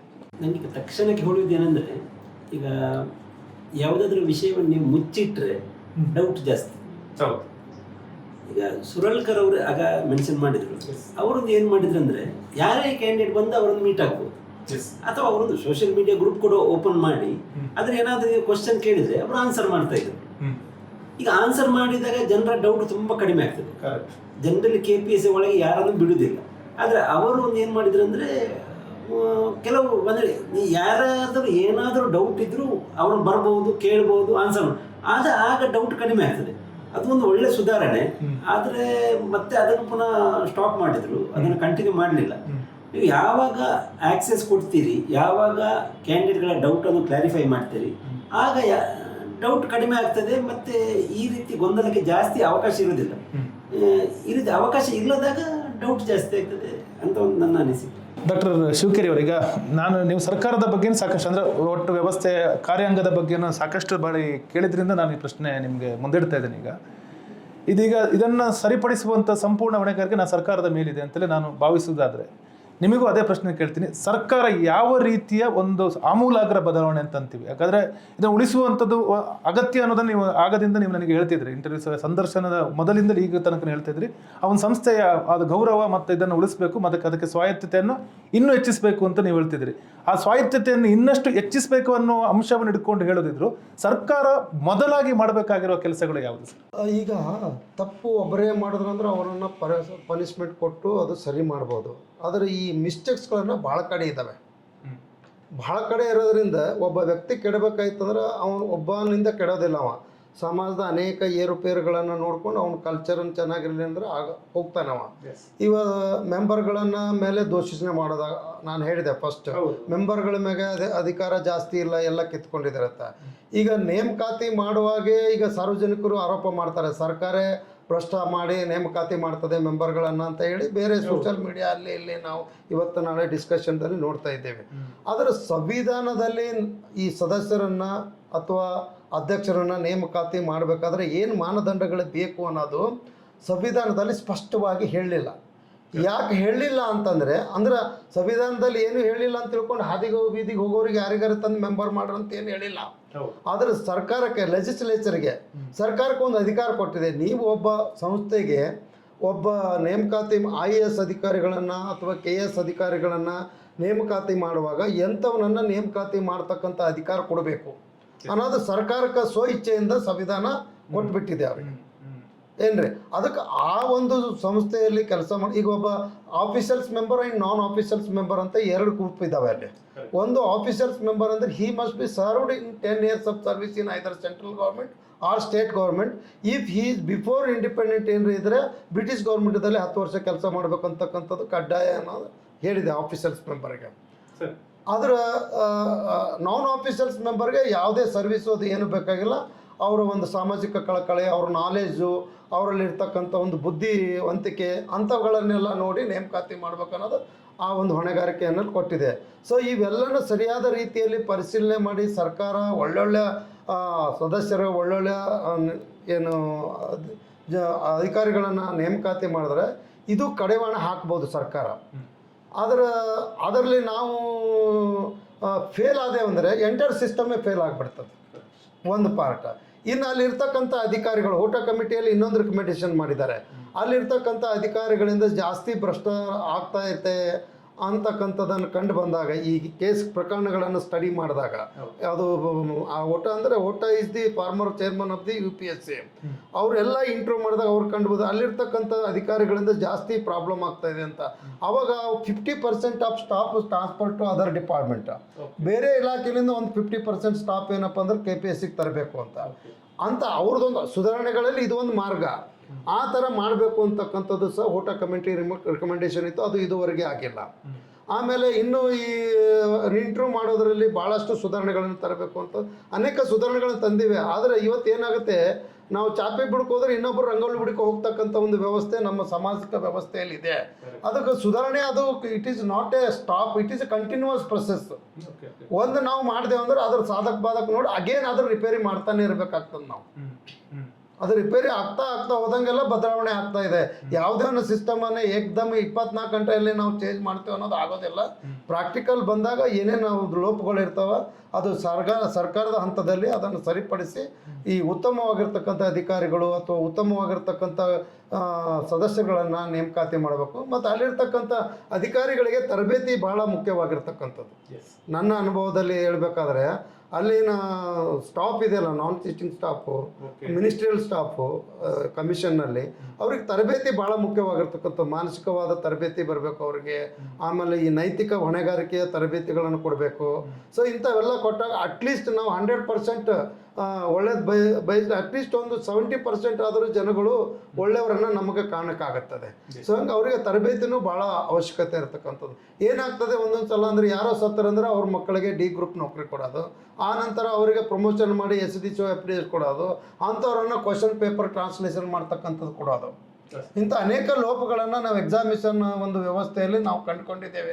ಅನೇಕ ಕಮಿಟಿಗಳು ಮಾಡಿದಾಗ ಇಂಥ ಲೋಪಗಳು ಸಹಿತ ಸರಿ ಮಾಡ್ತಕ್ಕಂಥ ಜವಾಬ್ದಾರಿನೂ ಸರ್ಕಾರ ನಿಯಮಗಳನ್ನು ರೂಪಿಸಿ ಅಂಥವ್ರನ್ನ ಯಾವ ಥರ ಮಾಡಬೇಕು ಅದು ಒಂದು. ಆಮೇಲೆ ಕಮಿಷನ್ ಒಳಗೂ ಸಹ ಅಲ್ಲಿರ್ತಕ್ಕಂಥ ಅಧಿಕಾರಿಗಳಾಗಲಿ ಅಥವಾ ಅಧ್ಯಕ್ಷರಾಗಲಿ ಅಂಥವನ್ನ ಮಾರ್ಪಾಡು ಮಾಡ್ತಕ್ಕಂಥ ಕೆಲಸನೂ ಮಾಡಬೇಕು. ಈಗ ನಾವು ಎಷ್ಟೋ ಸಲ ನೋಡಿದೇವಿ, ಟ್ರಾನ್ಸ್ಲೇಷನ್ ಯಾರು ಮಾಡಬೇಕು, ಸಬ್ಜೆಕ್ಟ್ ಎಕ್ಸ್ಪರ್ಟ್ ಮಾಡಬೇಕು. ಯಾರೋ ಒಬ್ಬ ಮಿನಿಸ್ಟ್ರಿಯಲ್ ಸ್ಟಾಫು, ಕ್ಲರ್ಕು ಅಥವಾ FDCO SDCO ಕೂತು ಡಿಕ್ಷನರಿ ಟ್ರಾನ್ಸ್ಲೇಷನ್ ಮಾಡ್ತಾರಲ್ಲ, ಅಥವಾ ಈವನ್ದು ನಾನು ಪ್ರಶ್ನೆ ಮಾಡೀನಿ ಯಾರು ನಮ್ಮ ಫಾರ್ಮರ್ ಒಬ್ಬ ಕಂಟ್ರೋಲರ್ಗೆ, ನಿಮ್ಗೆ ಯಾರು ಅಧಿಕಾರ ಕೊಟ್ಟರು ಕ್ವಶನ್ ಪೇಪರ್ ಮಾಡೋಕ್ಕೆ ಅಂತ ಕೇಳಿದ್ದೆ ನಾನು. ಕ್ವಶನ್ ಪೇಪರ್ ರೆಡಿ ಮಾಡೋದು ಸಬ್ಜೆಕ್ಟ್ ಎಕ್ಸ್ಪರ್ಟ್ಗಳದು, not prepared by controller, not prepared by the staff. Even translation is also subject ಎಕ್ಸ್ಪರ್ಟೇ ಮಾಡಬೇಕು. ಈ ಥರ ಅವಾಂತರಗಳು ಆಗೋದ್ರಿಂದ ಇವತ್ತು ನೀವು ನೋಡಿದ್ರೆ ಕನ್ನಡದಲ್ಲಿ ಎಷ್ಟೊಂದು ತಪ್ಪಾಯಿತು ಅಂತ. ಇವತ್ತಿನ ಏನು ನಮ್ಮ KS 3 ಸಲ ಎಕ್ಸಾಮಿನೇಷನ್ ಮಾಡಿದ್ರು, 2 ಸಲ ಪ್ರಿಲಿಮಿನರಿ ಎಕ್ಸಾಮಿನೇಷನ್ ಮಾಡಿದ್ರು. ಇದು ಯಾರು ಹೊಣೆಗಾರಿಕೆ, ಯಾರು ಇದಕ್ಕೆ? Controller of examination. ಸರ್ಕಾರ ಏನು ಕ್ರಮ ಕೈಗೊಳ್ತು ಅಂತಕ್ಕಂಥ ಸಾರ್ವಜನಿಕ ವಲಯದಲ್ಲಿ ಪ್ರಶ್ನೆ ಬರ್ತಾ ಇದೆ. ತಪ್ಪು ಮಾಡಿದವರಿಗೆ ಸರ್ಕಾರ ಯಾರು ರಕ್ಷಣೆ ಕೊಡ್ತಾ ಇದ್ದಾರೆ? ಕನ್ನಡದಲ್ಲಿ ಇಷ್ಟೊಂದು ತಪ್ಪು ಮಾಡಿದೆ ಅಂತ ಘಂಟಾಘೋಷವಾಗಿ ನಡೆದಾಗೂ ಸಹಿತ ಈಗ ಒಬ್ಬರಿಗೆ ಏನಾರೇ ಮಾಡಿದ್ರೆ ಶಿಕ್ಷೆ ಆದ್ರೆ ಸುಧಾರಣೆ ಆಗುತ್ತೆ. ಈಗ ಜೈಲುಗಳೆಲ್ಲ ಯಾಕೆ ಇಟ್ಟಿದ್ದಾರೆ? ಅವ ಬದಲಾವಣೆ ಆಗಲಿ ಅಂತ. ಯಾರಿಗಾರ ಕೊಲೆ ಮಾಡಿದ್ರಂದ್ರೆ ಅವ ಜೀವಂತ ಆಗಲ್ಲ, ಅವನಿಗೆ ಜೈಲ್ನಾಗ ಇಟ್ಟರ ಅವ ಇನ್ನೊಂದು ಕೊಲೆ ಮಾಡಿ ತಪ್ಪಿಸೋ ಸಲಕ್ಕೆ ಪನಿಷ್ಮೆಂಟ್ ಕೊಡ್ತಾ ಇದ್ದಾರೆ. ಆದ್ರೆ ಮತ್ತೇನು ಅದೇ ತಪ್ಪು ಮಾಡಿದ್ರೆ ಏನು ಮಾಡಬೇಕು? ಅದಕ್ಕೆ ಇಂಥ ಅನೇಕ ಲೋಪಗಳನ್ನು ಇಂಟರ್ನಲ್ಲಿನೂ ಅವ, ಎಕ್ಸ್ಟರ್ನಲ್ಲಿನೂ ಅವ. ಒಂದೇ ಸಿಸ್ಟಮನ್ನು ಸರಿ ಮಾಡೋಕ್ಕೆ ಹೋದ್ರೆ ಇನ್ನೊಂದು ಸಿಸ್ಟಮ್ ಕೆಡ್ತಾ ಇದೆ. ಎಲ್ಲರೂ ಸೇರಿಕೊಂಡು ಆ ಕಮಿಷನನ್ನು ಸರಿ ಮಾಡಬೇಕು. ಸರಿ ಆಗ್ತದೆ, ಅದೇನು ಆಗ್ಲಾರ್ದಂಥದ್ದು ಏನಿಲ್ಲ. ಮತ್ತು ಸಾರ್ವಜನಿಕರಿಗೆ ಮೇನ್ ಒಳ್ಳೆಯ ಇದು ಕೊಡಬೇಕು, ಏನು ಅಲ್ಲಿ ಏನು ನಡೀತದೆ ಅನ್ನೋದು ಗೊತ್ತಾಗಬೇಕು. ಇಲ್ಲಾಂದರೆ ಅವ್ರು ಮನೆನೇ ತಿರುಗ್ತಾರೆ. ಸೊ ಇದು ಒಂದು ಒಳ್ಳೆಯ ಒಂದು ಬೆಳವಣಿಗೆ ಅಲ್ಲಿ ಆಗಲೇಬೇಕು. ಸರ್ಕಾರ ಆಗಲಿ ಅಥವಾ ಸಮಾಜ ಆಗಲಿ, everybody is responsible. Parents responsible, ಅಲ್ಲಿರ್ತಕ್ಕಂಥ ಅಭ್ಯರ್ಥಿಗಳು ರೆಸ್ಪಾನ್ಸಿಬಿಲಿಟಿ ಇದ್ದಾರೆ, ಕಮಿಷನ್ ರೆಸ್ಪಾನ್ಸಿಬಿಲಿಟಿ, ಸರ್ಕಾರ ರೆಸ್ಪಾನ್ಸಿಬಿಲಿಟಿ ಇದೆ. ಈಗ ಒಂದು ಪಾಯಿಂಟ್ ಅದಕ್ಕೆ ಕೂಡಿಸಬೇಕು ಅಲ್ಲ. ಈಗ ಅವರು ಒಂದು ಎಲ್ಲ ಹೇಳಿದರು ಸ್ಟಾಫ್ ಬಗ್ಗೆ. ಅಲ್ಲಿನ ಹಲವಾರು ಸ್ಟಾಫ್ಗಳು ಸುಮಾರು 15-20 ವರ್ಷ ಅಲ್ಲೇ ಇದ್ದಾರೆ, ಅವರಿಗೆ ಟ್ರಾನ್ಸ್ಫರ್ ಆಗಲೇ ಇಲ್ಲ. ಒಂದು ಸ್ಟಾಫ್ ಒಂದು 20-25 ವರ್ಷ ಅಂತೆ ಕಡೆ ಇದ್ದರೆ ಅದು ಅವರಿಗೊಂಥರ ಬೋರು, ಮತ್ತು ಏನೋ ಬೇರೆ ಆಗುವ ಚಾನ್ಸ್ ಕೂಡ ಇರ್ತದೆ. ಆದ್ದರಿಂದ ತುಂಬ ಸಲ ಅವರು ಹೇಳಿದ್ದಾರೆ, ನಾನು ಹೇಳಿ ತುಂಬ ಸಲ ಅವರನ್ನು ಟ್ರಾನ್ಸ್ಫರ್ ಮಾಡಬೇಕು, ಎಟ್ಲಿ 50% ಸ್ಟಾಫ್ ಟ್ರಾನ್ಸ್ಫರ್ ಮಾಡಬೇಕಂದೇಳಿ. ಅದು ಇಷ್ಟರವರೆಗೆ ಆಗಲಿಲ್ಲ. ತುಂಬ ಜನರು ಇನ್ನೊಂದು 20-25 ವರ್ಷ ಅಲ್ಲೇ ಇದ್ದಾರೆ. ಅದು ಕೂಡ ತುಂಬ ಒಂದು ಅಗತ್ಯ. ಯಾಕಂದರೆ ಬೇರೆಯವರು ಬಂದಾಗ, ಸ್ವಲ್ಪ ಹೊಸಬರು ಬಂದಾಗ ಅವ್ರಿಗೊಂದು ಇಂಟ್ರೆಸ್ಟ್ ಇರ್ತದೆ ಕಲೀಲಿಕ್ಕೆ. ಇದ್ದವರಿಗೆ ಆದರೆ ಅದೇ ಒಂದೇ ಕಡೆ ಕೂತು ಅವರಿಗೆ ಬೋರ್ ಹೊಡೆಸಿರ್ತದೆ. ಈಗ ಅದಕ್ಕೆ ಮೂಲ ಕಾರಣ ಏನು ಅಂತಂದರೆ, ಬೋರ್ ಹೊಡೆಯೋದು ಒಂದು, ಇದು ಅಕ್ರಮಕ್ಕೆ ಕೂಡ ಅವಕಾಶ ಮಾಡಿಕೊಡ್ತಾರೆ. ಅವರಿಗೆ ಎಲ್ಲ ಗೊತ್ತಿದೆ, ಎಲ್ಲ ಸಿಸ್ಟಮ್ ಬಗ್ಗೆ ಎಲ್ಲ ವಿಷಯ. ಅಲ್ಲಿನ ಲೋಪಗಳು ಗೊತ್ತಿರ್ತದೆ, ಏನು ಮಾಡ್ಬೋದು ಅಂತ ಗೊತ್ತಿರ್ತದೆ, ಅಲ್ಲಿನ ಕಿಟಕಿಯಲ್ಲಿದೆ ಅಂತೆಲ್ಲ ಅವ್ರಿಗೆ ಗೊತ್ತಿರ್ತದೆ. ಹಾಗೆ ಅದಕ್ಕೆ ಅಂದರೆ ಈಗ ಅದಕ್ಕೂ ರಾಜಕೀಯ ಹಸ್ತಕ್ಷೇಪ ಕಾರಣ ಅಂದರೆ ಈಗ ಅಲ್ಲಿ ಅಷ್ಟು ವರ್ಷ ಒಂದು ಸರ್ಕಾರಿ ಇಲಾಖೆಯಲ್ಲಿ ಸುದೀರ್ಘವಾಗಿ ಕೆಲವು ಕಡೆ ಕೂರಕ್ಕಾಗಲ್ಲ ಕೆಲವು, ಬಟ್ ಅಲ್ಲಿ ಯಾಕೆ ಕಂಟಿನ್ಯೂ ಟ್ರಾನ್ಸ್ಫರ್ ಆಗದಾಗೆ ನೋಡಿಕೊಳ್ತಾರೆ, ಅದು ಉಂಟು. ಒಂದು ಪಾಯಿಂಟ್ ಆ್ಯಡ್ ಮಾಡ್ಬೇಕಾದ್ರೆ ಕರೆಕ್ಷನ್ಸ್ ಏನಂದರೆ, ಈಗ ನಮ್ಮ ಫರ್ನಾಂಡಿಸ್ ಸರ್ ಹೇಳ್ದಂಗೆ ಈ ಸರ್ಕಾರಿ ವ್ಯವಸ್ಥೆಯಲ್ಲಿ ಟ್ರಾನ್ಸ್ಫರ್ಗಳು ಆಗ್ತಾನೆ ಇರ್ತವೆ. ಯಾಕೆ ಆಗ್ತವೆ ಅಂದರೆ ಸುಧಾರಣೆಗಳದ್ದು ಒಂದು ರೂಪ ಅದು ಟ್ರಾನ್ಸ್ಫರ್ ಆಗ್ತಕ್ಕಂಥದ್ದು. ಈ ಕಾನ್ಸ್ಟಿಟ್ಯೂಷನಲ್ ಬಾಡಿ ಅಥವಾ ಈ ಯೂನಿವರ್ಸಿಟಿಗಳಲ್ಲಿ ಅಥವಾ ಅಟಾನಮಸ್ ಬಾಡಿಗಳು ಅವು ಬೇರೆ ಇಲಾಖೆಗೆ ಹೋಗ್ಲಾರ್ದಂಗೆ ತಮ್ಮದೇ ಆಗಿರ್ತಕ್ಕಂಥ ಸ್ವಾಯತ್ತ ಸಂಸ್ಥೆ ಇರೋದ್ರಿಂದ ಅಲ್ಲೇ ಇರ್ತಾರೆ. ಅಲ್ಲೇ ಒಂದೇ ಕಡೆ ಇರೋದ್ರಿಂದ ಈ ಥರ ಒಂದು ಅವ್ಯವಸ್ಥೆ ಆಗ್ತಕ್ಕಂಥ ಸಾಧ್ಯತೆ ಇದೆ. ಇದು ಸರ್ಕಾರ ಮಟ್ಟದಲ್ಲೇ ಆಗಬೇಕು. ಇಂಥ ಕಾನ್ಸ್ಟಿಟ್ಯೂಷನಲ್ ಬಾಡಿ ಆಗಲಿ, ವಿಶ್ವವಿದ್ಯಾಲಯಗಳಾಗಲಿ, ಅಥವಾ ಬೇರೆ ಬೇರೆ ಈ ಕಾರ್ಪೊರೇಷನ್ಗಳಾಗಲಿ, ಅಥವಾ ಇಂಥವುಗಳಲ್ಲಿ ಸಹಿತ ಚೇಂಜ್ ಟ್ರಾನ್ಸ್ಫರ್ ಆಗಬೇಕು ಅಂತಕ್ಕಂಥದ್ದು ಸರ್ಕಾರ ನಿಯಮ ಮಾಡಬೇಕು. ಅಂದ್ರೆ ಮಾತ್ರ ಸಾಧ್ಯ ಇದೆ. ಯಾಕಂದ್ರೆ ಅವರೇ ಸ್ವೇಚ್ಛೆಯಾಗಿ ಹೋಗ್ಲಿಕ್ಕೆ ಆಗೋದಿಲ್ಲ.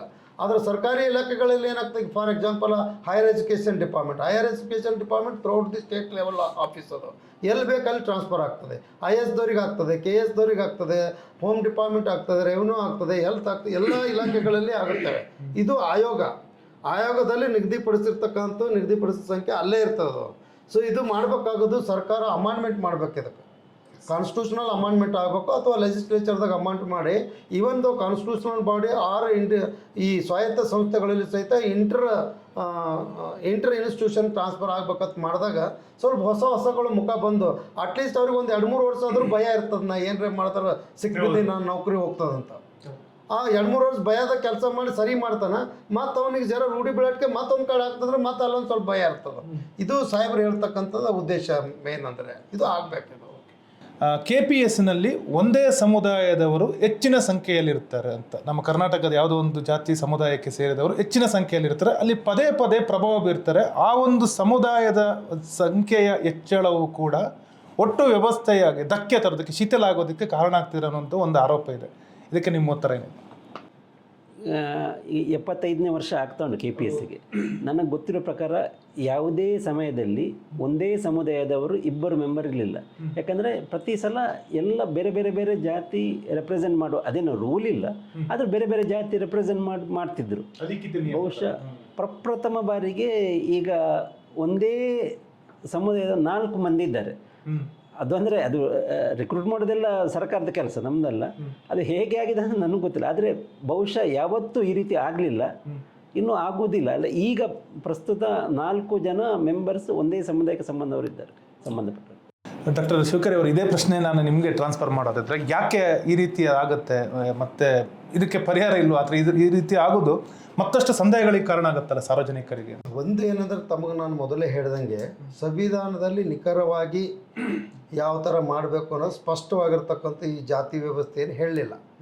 ಅದನ್ನು ಆಯಾ ಸ್ಟೇಟ್ ಗೌರ್ಮೆಂಟ್ ತಾವು ಸಾಮಾಜಿಕ ನ್ಯಾಯ ಕೊಡಬೇಕು ಅಂತ ತಿಳ್ಕೊಂಡು ಪಾರದರ್ಶಕವಾದ ನೇಮಕಾತಿ ಆಗಬೇಕು, ಸಾಮಾಜಿಕವಾಗಿ ಎಲ್ಲರಿಗೆ ಒಳ್ಳೆಯ ರೀತಿಯ ಒಂದು ಅವಕಾಶಗಳನ್ನು ಸಿಗಬೇಕು, ಆಡಳಿತದಲ್ಲಿ ಪಾಲುದಾರಿಕೆ ಇರಬೇಕು ಅಂತ ತಿಳ್ಕೊಂಡು ಈ ಒಂದು ವ್ಯವಸ್ಥೆಯಲ್ಲಿ ಆಯಾ ಒಂದು ಮೈನರ್ ಕಮ್ಯುನಿಟಿಗೂ ಒಂದು ರಿಪ್ರೆಸೆಂಟೇಷನ್ ಅಲ್ಲಿ ಇರಲಿ ಅಂತ ತಿಳ್ಕೊಂಡು ಸಾಮಾಜಿಕ ನ್ಯಾಯದ ಪರಿಪಾಲನೆ ಮಾಡ್ತಕ್ಕಂಥ ಯಾವ ಒಂದು ಸರ್ಕಾರ ಇತ್ತು ಅದು ಆ ಟೈಮಿಗೆ ಮಾಡಿದೆ. ಕೆಲವೊಂದು ಸರ್ಕಾರ ಆವಾಗ ಈ ಒಂದೇ ಸಮುದಾಯದವರನ್ನು ಜಾಸ್ತಿ ಅಲ್ಲಿ ಕೊಡ್ತಕ್ಕಂಥದ್ದನ್ನು ಮಾಡಿದ್ದಾರೆ. ಆದರೆ ಸಂವಿಧಾನದಲ್ಲಿ ಈ ಜಾತಿ ಕೊಡ್ರಿ ಆ ಜಾತಿ ಕೊಡ್ರಿ ಅಂತ ಎಲ್ಲಿ ಹೇಳಿಲ್ಲ. ಅದು ಲಿಬರಿಟಿ ಸರ್ಕಾರ ಕೊಟ್ಟಂಗ, ಅಥವಾ ಸರ್ಕಾರ ಅಥವಾ ಇಲ್ಲಿ ಸರ್ಕಾರ ಅಂತಂದರೆ ಮುಖ್ಯಮಂತ್ರಿ, ಕ್ಯಾಬಿನೆಟು ಮತ್ತು ಅಲ್ಲಿರ್ತಕ್ಕಂಥ ಎಲ್ಲನೂ ಸೇರಿ ಬರ್ತದೆ, ಯಾರೋ ಒಬ್ಬರೇ ಅಂತಲ್ಲ. ಆ ಒಂದು ಸಿಸ್ಟಮ್ ನೇಮಕಾತಿ ಮಾಡಾಗ ಅದನ್ನು ಅವ್ರಿಗೆ ಸ್ವತಂತ್ರವಾಗಿರೋದ್ರಿಂದ ಅವರು ಆ ಥರ ಕೆಲಸ ಮಾಡಿದ್ದಾರೆ. ಸೊ ಅದು ಇವತ್ತು ನಾವು ನೋಡಿದಾಗ ಅದರಿಂದ ಸಾಕಷ್ಟು ದುಷ್ಪರಿಣಾಮಗಳನ್ನು ನಾವು ಕಾಣ್ತಾ ಇದ್ದೇವೆ ಅಂತಕ್ಕಂಥದ್ದು ತಾವೇ ಮೀಡಿಯಾದಲ್ಲಿ ಅಥವಾ ತಮ್ಮ ಪ್ರಶ್ನೆಗಳನ್ನು ಉದ್ಭವ ಆಯ್ತು. ಅದು ಮಾಡಿದಿಲ್ಲ ಅಂದ್ರೆ ಈ ಪ್ರಶ್ನೆ ಕೇಳೋ ಅವಶ್ಯಕತೆನೇ ಇರಲಿಲ್ಲ. ಅದು ಮಾಡಿದೆ ಅಂದರೆ ಸರ್ಕಾರ ಮಾಡೋದಕ್ಕೆ ಸಂವಿಧಾನದಲ್ಲಿ ಎಲ್ಲಿ ಕಟ್ ಹಾಕಿಲ್ಲ. ನೀವು ಒಂದೇ ಸಮುದಾಯದವ್ರಿಗೆ 10 ಮಂದಿಗೆ ಯಾಕೆ ಮಾಡಿರಂತ ಸರ್ಕಾರ ಅಥವಾ ಸಂವಿಧಾನ ವ್ಯವಸ್ಥೆಯಲ್ಲಿ ಇರೋದ್ರಿಂದ ಅವ್ರು ಲಿಬರ್ಟಿ ಯೂಸ್ ಮಾಡ್ಕೊಂಡು ಮಾಡಿದ್ದಾರೆ. ಅದರಲ್ಲಿಂದ ಮುಂದೆ ಏನಾಗುತ್ತೆ ಅನಾಹುತಗಳನ್ನು ಅದು ವಿಚಾರ ಮಾಡಬೇಕಾಗಿತ್ತು. ಯಾರು ನೇಮಕಾತಿ ಅಧಿಕಾರಿ ಇದೆ ಅವರು ಅದು ಮಾಡಲಾರ್ದೇ ಇರುವಂಥ ಸಂದರ್ಭದಲ್ಲಿ ಇಂಥ ಅನಾಹುತಗಳು ಆಗ್ತಾ ಇವೆ. ಅದಕ್ಕೆ ಮುಂದೆ ಬರ್ತಕ್ಕಂಥ ದಿನಗಳಲ್ಲಿಯೂ ಸಹಿತ ಸರ್ಕಾರ ಭಾಳ ಎಚ್ಚರ ವಹಿಸಿ ಎಲ್ಲ ಸಮುದಾಯದವ್ರಿಗೆ, ಎಲ್ಲ ಜನಾಂಗದವ್ರಿಗೆ ಸಾಮಾಜಿಕ ನ್ಯಾಯ ಕೊಡಬೇಕು ಮತ್ತು ಆಡಳಿತದಲ್ಲಿ ಎಲ್ಲರದ್ದು ಪಾಲುಗಾರಿಕೆ ಇರಬೇಕು. ಯಾಕಂದರೆ ಇದು ಸ್ಟೇಟ್ ಲೆವೆಲ್ ಬಾಡಿ ಇರೋದರಿಂದ ಅತಿ ಉನ್ನತ ಅಧಿಕಾರಿಗಳನ್ನು ಒಂದು ರಿಪ್ರೆಸೆಂಟೇಷನ್ ಆಡಳಿತದಲ್ಲಿ ಕೊಡೋದರಿಂದ ಆ ರಿಪ್ರೆಸೆಂಟೇಷನನ್ನು ಸಂವಿಧಾನಾತ್ಮಕವಾಗಿ ಇರಲೇಬೇಕು ಆಗಿರ್ತಕ್ಕಂಥ ಉದ್ದೇಶದಿಂದ ನೇಮಕಾತಿ ಮಾಡ್ತಕ್ಕಂಥ ಸರ್ಕಾರವು ಸಹಿತ ಈ ಎಲ್ಲ ಸಮುದಾಯಗಳ ಒಂದು ಪ್ರಾತಿನಿಧ್ಯತೆಯನ್ನು ಕೊಡಬೇಕು. ಒಂದೇ ಸಮುದಾಯಕ್ಕೆ ಹೆಚ್ಚಿನ ಪ್ರಾತಿನಿಧ್ಯ ಕೊಡೋದು ಅದು ಒಂಥರ ಈ ಒಂದು ಟ್ರೆಡಿಷ್ನಲಿ ಅಥವಾ ಸಾಂಪ್ರದಾಯಿಕವಾಗಿ ಅಷ್ಟು ಸೂಕ್ತ ಅಲ್ಲ ಅಂತ ನಂದು ವಿಚಾರ. ಪ್ರಿಯ ವೀಕ್ಷಕರೇ, ಇದು ನಮ್ಮ ಇವತ್ತಿನ ಸ್ಪೆಷಲ್ ಎಟ್ 7 ಕಾರ್ಯಕ್ರಮ ಆಗಿತ್ತು. KPSCಯಲ್ಲಿ ನಡೀತಿರುವ ಅಕ್ರಮಗಳು ಬಗ್ಗೆ ನಾವಿವತ್ತು ಚರ್ಚೆಯನ್ನು ಆಯೋಜಿಸಿದ್ದೀವಿ. ಡಾಕ್ಟರ್ ಚಂದ್ರಕಾಂತ್ ಡಿ ಶಿವಕೇರಿ ಹಾಗೂ ಡಾಕ್ಟರ್ ರೊನಾಲ್ಡ್ ಅನಿಲ್ ಫರ್ನಾಂಡಿಸ್ ಅವರು ನಮಗೆ ಈ KPSC ಸದಸ್ಯರಾಗಿದ್ದವರು. ಅವರು ಸಾಕಷ್ಟು ಉತ್ತರಗಳನ್ನು ಕೊಟ್ಟಿದ್ದಾರೆ, ಸುಧಾರಣೆಯ ಅವಕಾಶಗಳನ್ನು ಹೇಳಿದ್ದಾರೆ, ಅಲ್ಲಿರುವ ಪಾರದರ್ಶಕ ವ್ಯವಸ್ಥೆಯ ಬಗ್ಗೆ ಹೇಳಿದ್ದಾರೆ. ಆ ಒಂದು ಸಂಸ್ಥೆ ಇನ್ನಷ್ಟು ದಿನಗಳು ಉಳಿಬೇಕು ಮತ್ತು ಅದೇ ಅತ್ಯುತ್ತಮ ಸಂಸ್ಥೆ ಅನ್ನುವಂತಹ ತಮ್ಮ ಅಭಿಪ್ರಾಯವನ್ನು ಕೂಡ ಈ ಸಂದರ್ಭದಲ್ಲಿ, ಈ ಸಂದರ್ಶನದಲ್ಲಿ ವ್ಯಕ್ತಪಡಿಸಿದ್ದಾರೆ. ಅವರಿಗೆ ಇಬ್ಬರಿಗೂ ದ ಫೆಡರಲ್ ಕರ್ನಾಟಕದಿಂದ ಧನ್ಯವಾದಗಳು ಸರ್. ಮತ್ತೊಂದು ಇದೇ ರೀತಿಯ ಕಾರ್ಯಕ್ರಮದಲ್ಲಿ ಮತ್ತೆ ಭೇಟಿ ಆಗ್ತೇವೆ. ಅಲ್ಲಿ ತನಕ ನಮಸ್ಕಾರ.